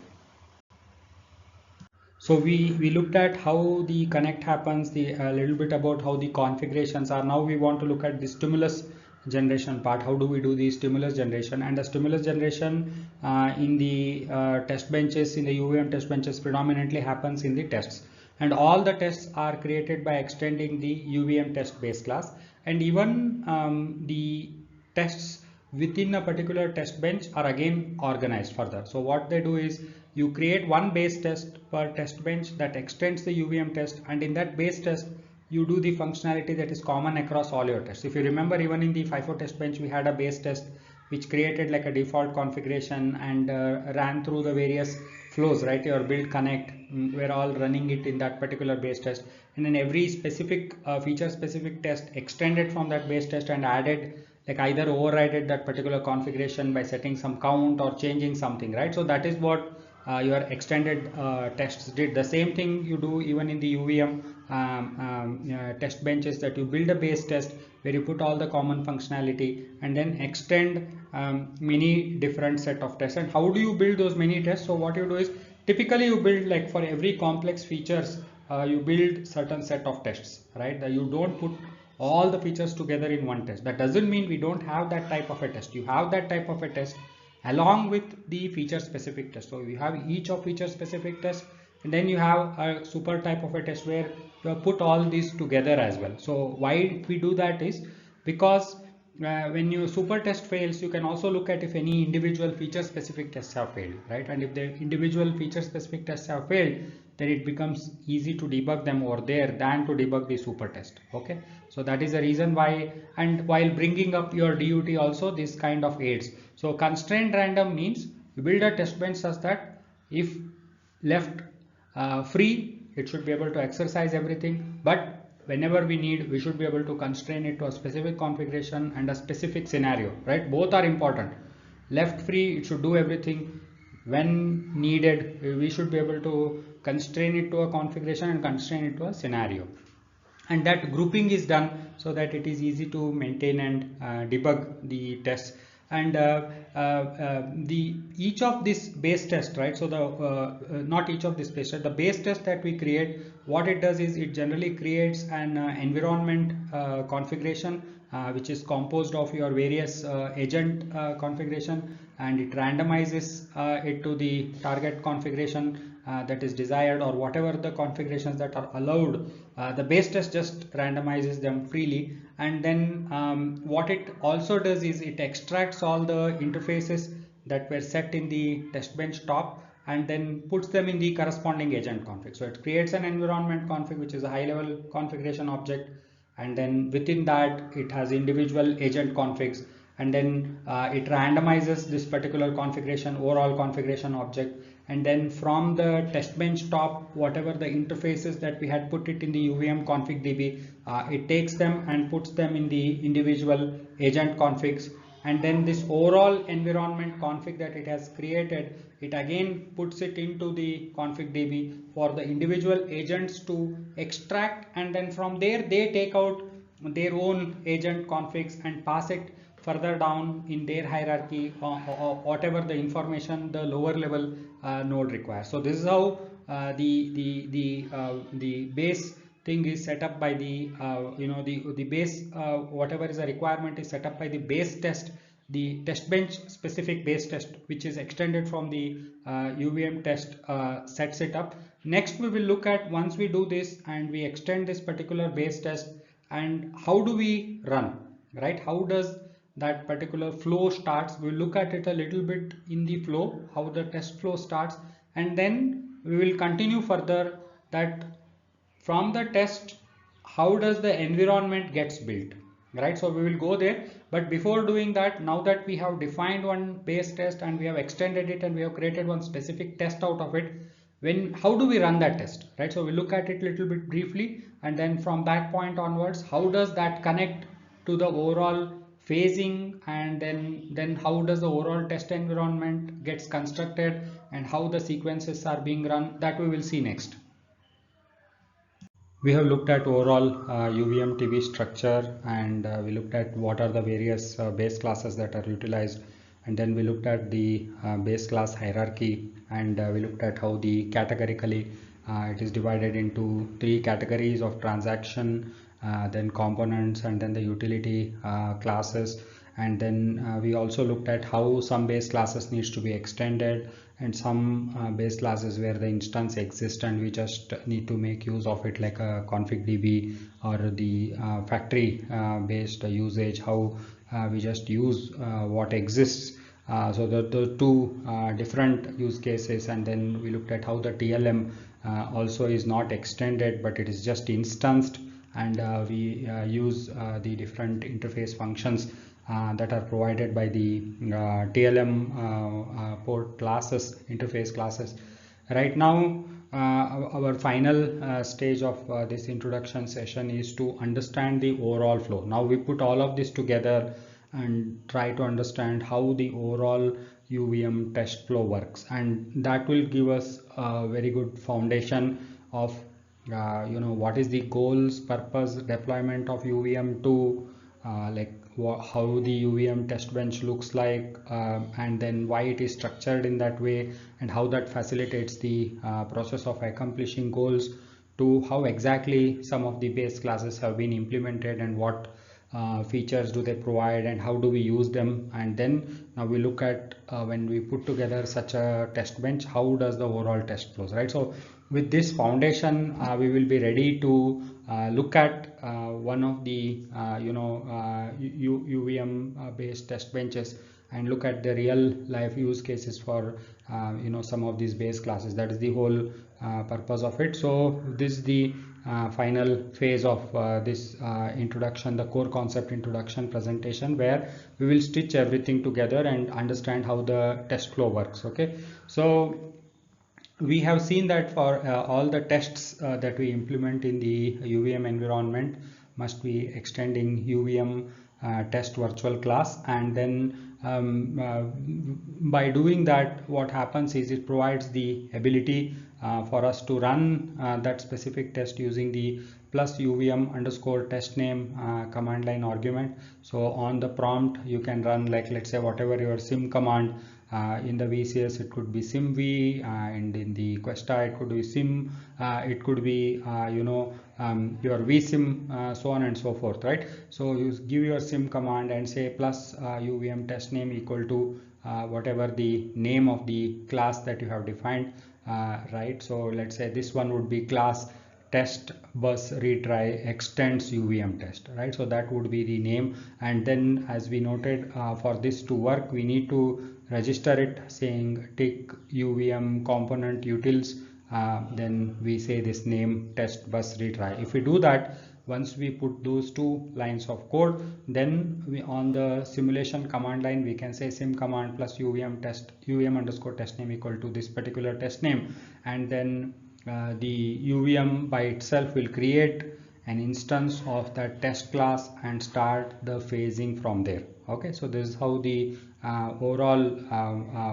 the picture looks like. And now when we do this, right, so on the prompt when I say sim command with the plus UVM test name equal to a particular name, what exactly happens as a next step, right? So that is what we will look at. So once we do this, what happens is this gets processed in a task called run test. Okay, and the way when you do any standard UVM test benches, you'll have a test bench top. In the test bench top you'll import UVM package, and then you'll also do the tick include of UVM macros.svh. And once you do those two things, in one initial begin end block, you will call this task called run test. Okay, run test is the task present within this UVM package. Okay, we will look at it a little bit more detail as to what it does. But so when you call the run test, what it does is it uses this argument and then starts off the test. Okay, so but these two are the standard steps, so that you need to import the UVM package and you need to put one initial begin end, and in that call this run test, and this run test is the part of UVM package. Okay, so now let's look at what happens when you call this run test in the next few slides. So in the previous slide, we saw that every user-defined test must extend the base class of UVM test, and by doing so, we will be able to run the that particular test using the sim command plus UVM test name equal to whatever the name of the test, that user-defined test that we have implemented. And in the test bench top, we must import the UVM package, and we should tick include the UVM macros.svh, and then in this initial begin end block we need to call this run test. This is mandatory, right? So when you call this run test is the entry point into your UVM.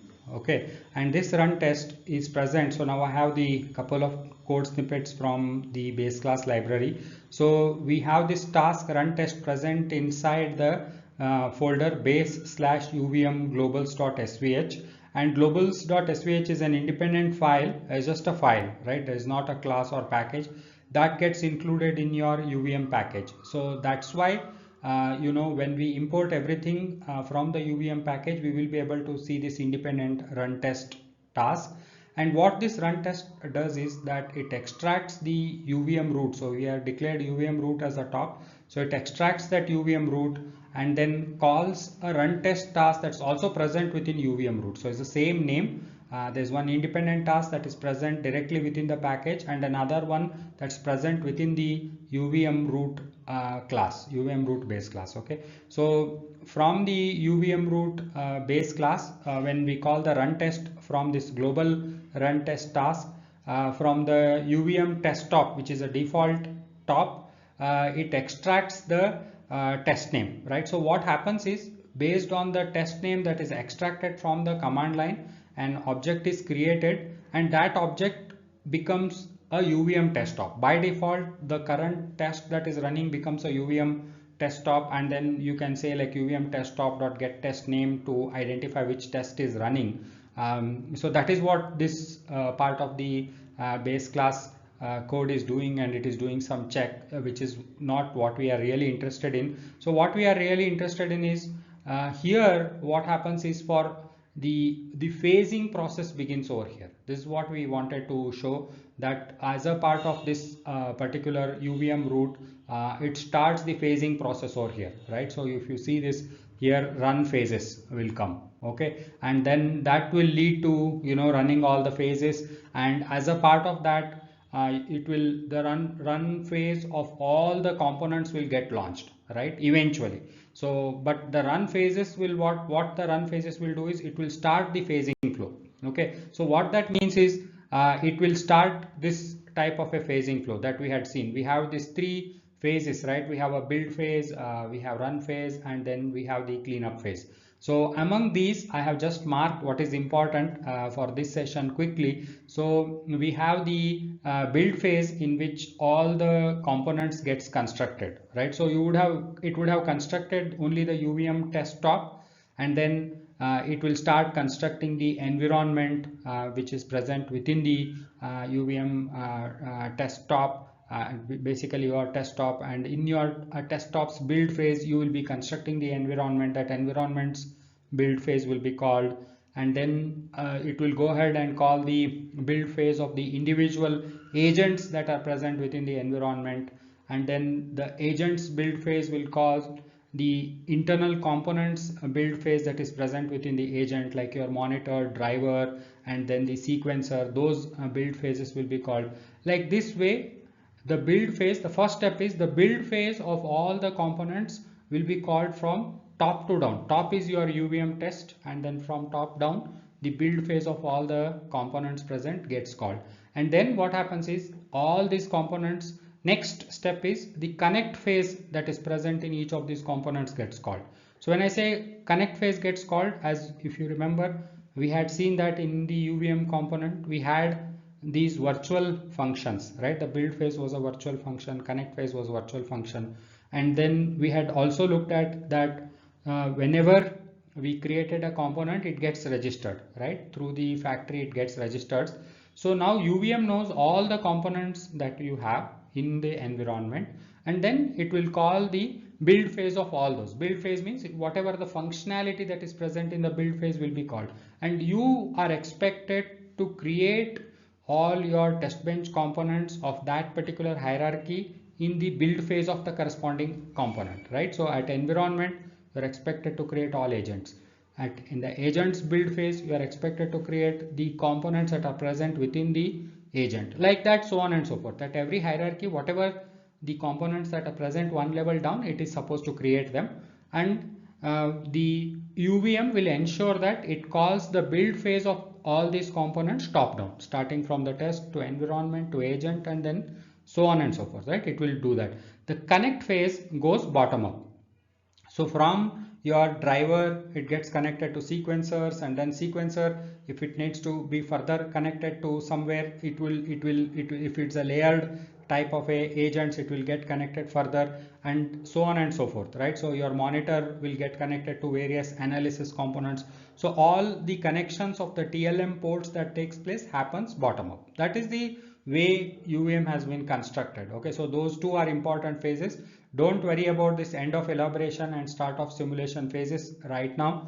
When we go do deep dive into the phases itself, we look into it, and then comes the run phase. So in the run phase, what happens is, all the components run phase is forked parallelly. If you remember, even in our FIFO environment, we were forking of all the run phases parallel. Using the join none we were forking off. Similar type of thing is done even within the UVM. So it forks off all the run phases of the components. Now all your run phases are running parallelly, okay, and even including your test has a run phase, your environment has a run phase, each of the driver, monitor and your sequencers do have run phase. All those run phases will get launched parallelly in the run phase, right? And what do I mean by that is, whatever the functionality that you have implemented in your user extended classes, right? In your monitor, if you had implemented run phase, in your driver, whatever the code that you have put in the run phase will be invoked as a thread. We had seen the similar type of a concept even within the FIFO test bench, wherein within the run task we were calling the main, and the main contained the main processing. For example, our push driver contained like a peak process get type of a functionality, right? So that thread would get launched. Same thing happens here. Whatever I have put in the run phase of each of those components gets launched in the run phase. Okay, and that is where the actual test execution begins. The build and connect are all functions, rest all of them, all the phases are functions. Only the run is a task, and run consumes time because that's where the real test execution is going to take place. And in the run phase, what the test will do is it will start generating start running various sequences, right? And then those sequences will lead to sequence item, and that will stimulate the design, and it will carry on with the complete stimulus generation. And there is a concept of end of test. We will look at it. So a test has some mechanism called raise objection and drop objection. So when it says raise objection, the run phase of the test holds up. After the test has done the stimulus generation, it says drop objection, and once it says drop objection, it tells to this phasing that the test has finished generating the stimulus and it can go to a next phase. So from build, after all the top down build hierarchy completes, it will automatically go to connect phase, right? And connect happens bottom up, your last, because the component hierarchy is well known, right? So from the it goes bottom up, and after all the hierarchies have been traversed, the connect phase completes and moves to the run phase. Run phase happens parallelly across all the components, and it keeps running till the test says I am done. And the test says I am done using these two calls called raise objection and drop objection. And when the test has dropped objection, it is an indication from the test to the UVM root saying that test has finished whatever the scenario that it wanted to create. After that, it moves to this cleanup phase. In the cleanup phase, you do the check, wherein you can look at all the components, your scoreboards, any checker, if for any residual or if they have some error to report. Of course, while running also they can report errors, but it's towards the end if everything is matching or not, and then based on those checks, you can finally report if the test has failed or passed. If during the run itself, if it had flagged some error messages, the error count that it tracks would have become greater than 0. You can look at it and tell that whether the test has passed or failed in the report phase, and then the test ends, right? So this is the basic idea of the phasing, right? So don't worry about these other phases or what is this is parallel to this run phase, what is this indicating, don't worry about it. Understand that primary thing is build, connect. Build happens top down, connect happens bottom up, run happens parallelly. After the test has dropped the objection, it moves after beyond the run phase, goes to checking and the report phase, and at the report phase you say whether test has passed or failed. This is what is the phasing. So in overall summary, our entry point into the UVM is through run test, and the run test gives the control to the UVM root after creating that UVM test top object. Okay, it by default whatever the test name you have passed gets created as a test top objects, and then the control is passed to UVM root, and in the UVM root the phasing is invoked, and once the phasing is invoked, it goes through build, connect, run, check and report. These are the phasing it goes through, and then the test flow finishes. So this is the overall way UVM does the test execution. Now in each of these phases we will look at few details as to what exactly the test bench will be doing in the next few slides. So we have done the test bench connection, and then we have figured out how the configurations are constructed and what that contains. And then we have looked at like how do we need to extend it from UVM test for generating the stimulus, and then how the tests are organized. We need a base test in which we create the overall config, and then we create the environment, and we extract those interfaces, put it in each of the agent configs within that hierarchical like environment config. Within that we have each agent config, and take out the interfaces, put those interfaces into individual agent configs, then take this overall environment config, put it back into the config DB, and then construct the environment. Right, within the base test build phase we do these steps. And then what we do, we take this base test that we have created, which is extending from UVM test, and we extend this base test to create our specific tests. And then we saw that we can say sim command plus UVM test name equal to the whatever the specific test name, and we are trying to run that test. And when we run it, how it goes through that run test task, and then goes to the UVM root. From there, how the phasing gets invoked. Now what we will do is we'll connect those phasing to how things happen further from the point where in the UVM test top which was created matching the UVM test name that I had passed. From that point onwards, how it connects to the phasing, that is what we will look at it. So phasing starts with the build phase. Okay, so for this practical purpose, right, so it starts with the build phase. So from the build phase, right, what happens is that the tests build phase will start first, and in the tests build phase the environment gets constructed, right. So this is the environment we are talking about, and the environment build phase will construct the agents. Okay, so it always goes top down, right. So agent will be constructed, and in the agents build phase your sequencer, driver, and the monitor gets constructed. So that is how it flows. And then you have the environment config, which is the overall config. From this, each of these agents extract their own configs. Okay, and then from those extracted configs, what they can do is they can extract further the interfaces and set up that interfaces again back in the config DB for these agent and the monitor and drivers to extract it from the config DB, right. So hierarchically the information flows down. So overall environment gets the full config that is created by the base test, and that environment config contains the config for the individual agents, and from there onwards it passes those to the individual agents through the config DB, and then the individual agent extracts its own config, and from that config whatever is required for the driver and monitor to function, it passes that information further down again using the config DB. Any static information that is generally once per test needs to be passed through the hierarchy is done through the config DB. So typically these agents will extract the interface and pass it down to the monitor and driver. This is, I am telling, one of the ways. There are always different ways possible. I am telling one of the ways of doing things.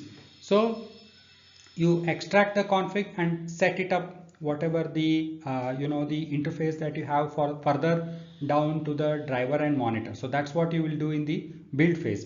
And then comes the connect phase, right. So after top down we have reached the leaf level nodes and we have built everything, entire test bench hierarchy, whatever that we are showing over here, environments, different agents as per the structural configuration, and within the agents monitor, driver, sequencers, and then additional checker type of a monitors, and then coverage monitors that are sitting outside any analysis per agent level analysis components that are present within the agent.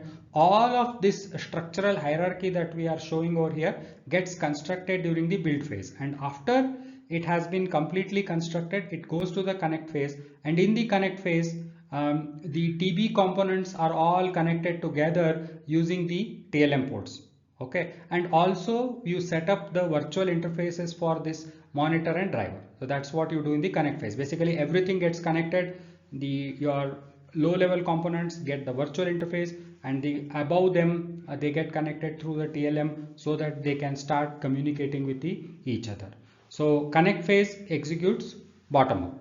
Okay, and after everything has been connected, right, all the leaf level to the top, everything is been connected, then the phasing starts the run phase, and run phase runs parallel across all the components. So all the components, whatever the code that has been put in the run phase, gets forked off and starts running in parallel.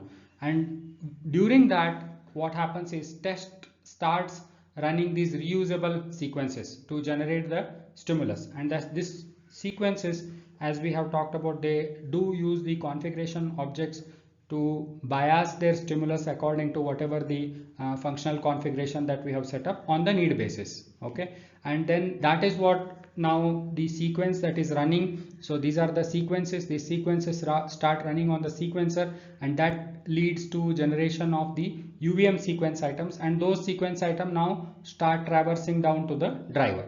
Okay, and then whatever the requests that are sent to the DUT might send some response back, and that is being captured by the monitor, and that monitor starts distributing those responses to each of the analysis components, which could be using it for either coverage or for checking, protocol checking, or it could be using it for the scoreboards externally, or combining it with the rest of interface to implement a complex scenario based functional coverage or a scenario based checking, and then the data integrity checks in the scoreboard. All of those will start taking place till the test drops the objection saying that I am done, right? So that is what will happen. So this is what connects the how things happen within the environment to the phasing. We have described this flow as a part of the previous slide. Here we are just summarizing. So test, as we know, it creates the environment instance in the build phase, and that executes top down, and then environment gets constructed as per the structural configuration that is set by the test. Then test can swap, like for example, we had talked about that we had a UART version 1 and we want to swap it with the UART version 2. That type of a swapping test can do using the UVM factory based overrides. Of course, these factory based overrides have to be set up before the build phase, because during the build phase components gets created. So prior to build phase, if the test can set up any overrides that are required, then during the build phase, whatever the component gets created with the override that we have specified. And after the build phase, after construction of all components, it goes to connect phase, wherein the test bench components gets connected using the TLM ports bottom up. And after connect phase, test moves to run phase, which executes parallel in all instances of the components which are extended from the UVM component base class. And the test raises the objection to prevent the phase moving to reporting phase. So if the test doesn't raise objection, then the phasing automatically moves to the reporting phase, right? It won't wait in the run phase. So if any time you see a test ending in 0 time suddenly, then you know that that particular test has has missed raising an objection. So it has to raise an objection. That's a mechanism. We'll talk about it more. So it's a part of the phasing flow. So you say phase dot raise objection, and that will hold the flow within that particular phase. So test raises that objection and then starts the sequences to create the desired scenarios. And after all the scenarios have been created, test drop the objection. It says phase dot drop objection, and this raise and drop objection is done in test's run phase. Okay, so it is done in the test run phase. So in the test run phase, the first will be your super dot run phase. After that, it will say phase dot raise objection, and then it will call whatever sequence 1 dot start on which particular sequence, sequence 2 dot start on a particular sequence, sequencer, so on and so forth. It will do that, right? And after all the sequences have executed, which means that all the stimulus has been generated, then test drops the objection. And after test drop the objection, actually scoreboard would be waiting for everyone to drop the objection on the run phase. After that, it holds the flow by rising. Scoreboard will rise the objection, and it will do all the response checks, and after doing the response check, it will also drop the objection. So test has generated the stimulus, scoreboard has ensured that all the response checks have happened, and it has also dropped the objection. After that, the test moves to your reporting phase, and in the reporting phase you check everything and report whether the test has passed or failed. Now next we will look at, we just said generate the stimulus using these sequences. So we'll briefly look at what happens within each of the sequences. In UVM, scenarios are created with the help of reusable sequences, and sequences are built by extending the UVM sequence.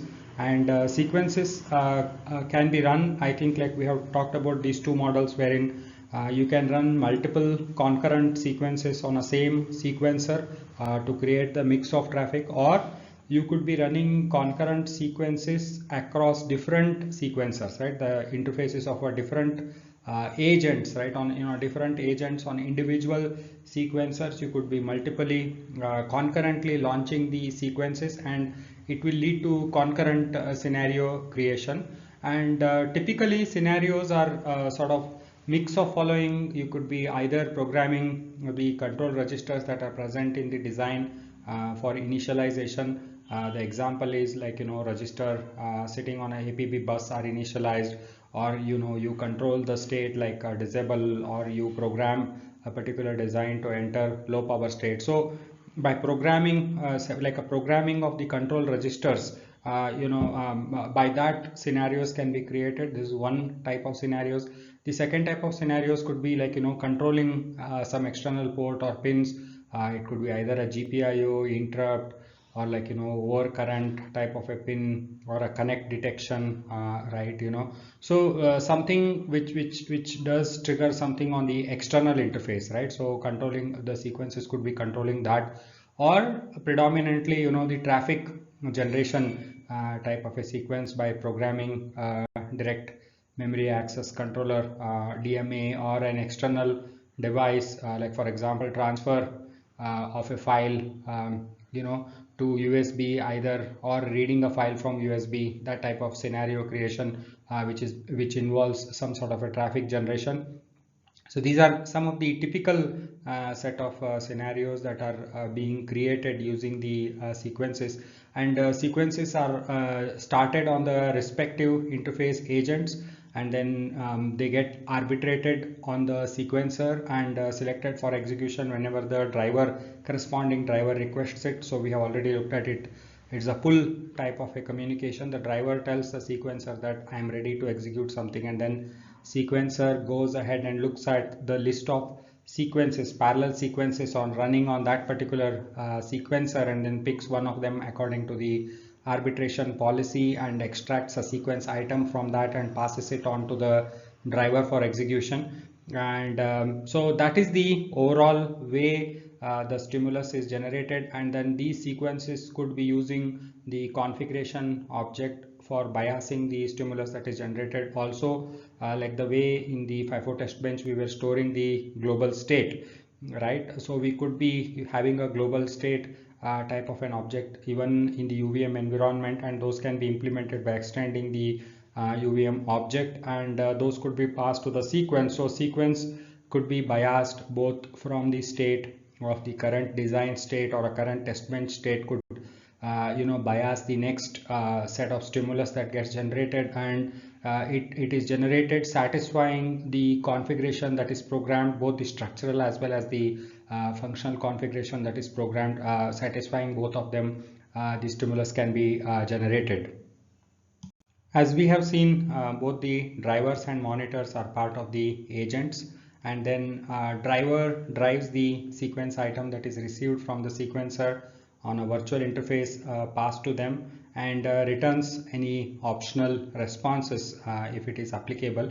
Like for example, APB, when you do the read, it will return the data that is being read, right? So that can be done from the driver. The drivers are of three types. There can be a unidirectional that the drives only goes, the request only flows from the sequence to the driver. It drives it, and it is done. Like for example, push, it's only one way, right? Pop is also just a one way. Or it could be a bidirectional but non-pipelined. APB, for example, you can do both the read and write, and when you do the read you need to return the response. So it's a bidirectional, but it is non-pipeline. Non-pipeline meaning only after one transaction completes is when the next transaction gets issued. So it's a non-pipeline. or there can be bidirectional pipeline. So AXI type of a bus, for example, is pipeline, that is where even before one transaction is completed, the next transaction could be issued, or the address phase and the data phase could be happening together. So these are the pipeline type of a access. So all three types can be modeled using the UVM driver, and when we do the in-depth session, we will look at all these three models. And then monitors in the agent monitor the respective interface, and then they create transactions from the monitored signal information in the form of sequence items, and then the monitored sequence items are shared via analysis ports, and the analysis ports, as we have talked about, provides, it's a TLM port, provides one-to-many connection, and those one-to-many connection is typically connected to set of coverage monitors implemented using subscribers, or checkers implemented using the components, and then scoreboards using the either the, so there is a base class called UVM scoreboard, doesn't provide much, but you can still use it to make sure that it give the distinction that it's implementing scoreboard functionality. Either by extending UVM scoreboard or by extending UVM component, you can implement the scoreboard functionality. And in those components, if you are extending from the component, you have to again additionally instance an analysis export and connect that analysis export to the analysis port present within the monitor, and then so whenever the write happens in the monitor to the analysis port, the corresponding write shows up in all the components that are implementing the analysis export, and the transaction that has been returned also appears over there, and that transaction can be used either for doing functional coverage or for checking or for scoreboarding. And the layered agents can be created to build more complex protocol type of application. What this means is, like for example, PCIe, right? It's a 3 layers, right? You have a physical layer, data link layer, and a transaction layer. So now only the bottommost layer actually contains the physical interface, right? The subsequent layers do not contain any signal level interface, right? So those are called layered agents. So in those layered agent, how do you implement the functionality, right? So there are ways to do it. This is an advanced concept. We will briefly talk about it as a part of our agents section, but they can be, so what you need to understand is, yeah, the layered agents can be implemented using the same set of base classes that are provided. In the UVM scoreboards can be implemented using the UVM scoreboard or the UVM component base class, as we saw in the previous slide. And these scoreboards are connected to multiple monitors using the analysis exports. And then what they do is, like, let's say if we take an example of UART, right, and I'm transmitting a data. So when I'm transmitting a data, the data to be transmitted comes from the APB into the UART. So the APB monitor will capture that particular data that is written into the UART, and that data is actually expected data that gets stored in a queue, and then your UART TX agent, right, will capture the data coming from the serial line, and whatever the data word that it captures, it again feeds it back through the analysis port, and the scoreboard will be connected to that analysis port using the export, and it takes in now the transaction that is received by the UART TX agents monitor, and then it does the comparison to see if it is matching. So that's how the scoreboards are implemented in the UVM environment. And then you can also implement checkers on a specific areas, like for example interrupts, or there could be a performance checkers that can be implemented. Again, the concept is similar. You extend an UVM component, connect it with bunch of analysis ports that feed the transaction from the monitors, and you use those transactions to implement the specific checks. We can also implement coverage, and the coverage monitors are typically implemented, as we saw, by extending the UVM subscriber base class. So UVM subscriber base class on the top of UVM component provides us with the capability of having a built-in analysis export, right? So that one built-in analysis export can be easily connected to the monitor, and you can use that for implementing the coverage on the transactions that you are receiving from that particular respective interface. You can also create additional analysis ports within the subscriber and connect them to different monitors and take the transactions from there and implement the scenarios.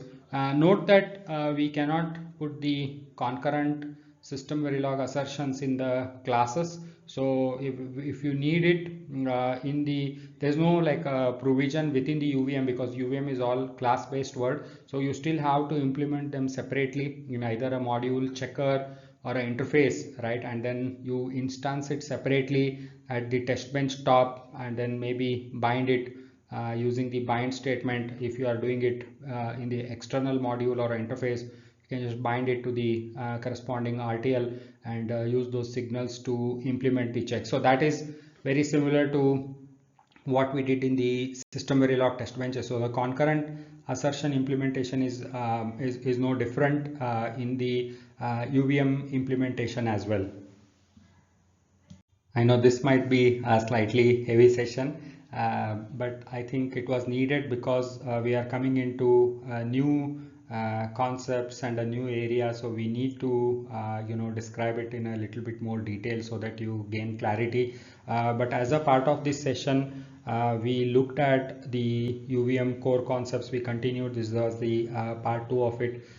We started off from what are the goals that we have want to accomplish, and how do we plan to accomplish those goals, and then how do we sort of deploy it. We looked at it, and we looked at some of the key concepts like how the the test intent and the environment are separated, and we kind of correlated loosely to the processor and the instruction type of an analogy, and the sequence item we kind of correlated it to instructions, and various agents present in the environment executing each of the sequence item is sort of a programmable processor type of an analogy we provided. And we provided the further, when we go one level deep, it kind of maps to like a transaction and transactor type of a concept. We compared it with the procedural programming that we had done in the Verilog, and we understood that when we do it this way, it provides the high cohesion and low coupling. That is the main reason. And when you do high cohesion and low coupling, it leads to much more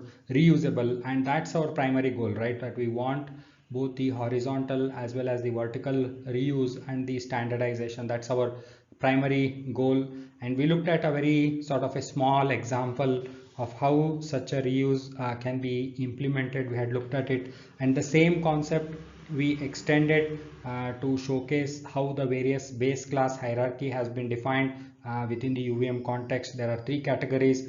We have the transaction type of base classes, which is primarily your UVM sequence item and the UVM sequence, and then we have a component which exists throughout the duration of simulation, and there are a bunch of base classes like your environment, monitor, driver, subscribers, even your UVM test, all of them extending from the UVM component, and the UVM component providing the phasing capabilities. So we looked at that, and then we went into looking a brief description about each of these base classes, and we looked at various flavors of it. The type of base classes where virtual functions are provided, which you extend and implement, or there exists already one the declaration, and it provides the static functions which can be accessed with the scope resolution operators like the config db or our. And then we looked at the factory mechanism where we don't really extend and instance, and then the TLM also where we don't really extend and instance. Those are some of the utility type of functionality that is provided. We briefly looked at RAL and what exactly is the problem that RAL is helping us solve. We looked at it, and after understanding, formally defining each of the base classes and what they broadly, the functionality that they provide, we went into understanding how to put it all together and build sort of a UVM test bench, and how does that work, right? And that we looked at in terms of the 5 components. That is, how do we connect the test bench to the DUT, and then we looked at how the configuration gets created, and how do you build a hierarchical configuration and pass it down to all your components, and how do you include the virtual interface, and how do you use the config db to pass the configuration to the different components, and then we looked at the test flow, how the test flow starts from the run test and comes to the root,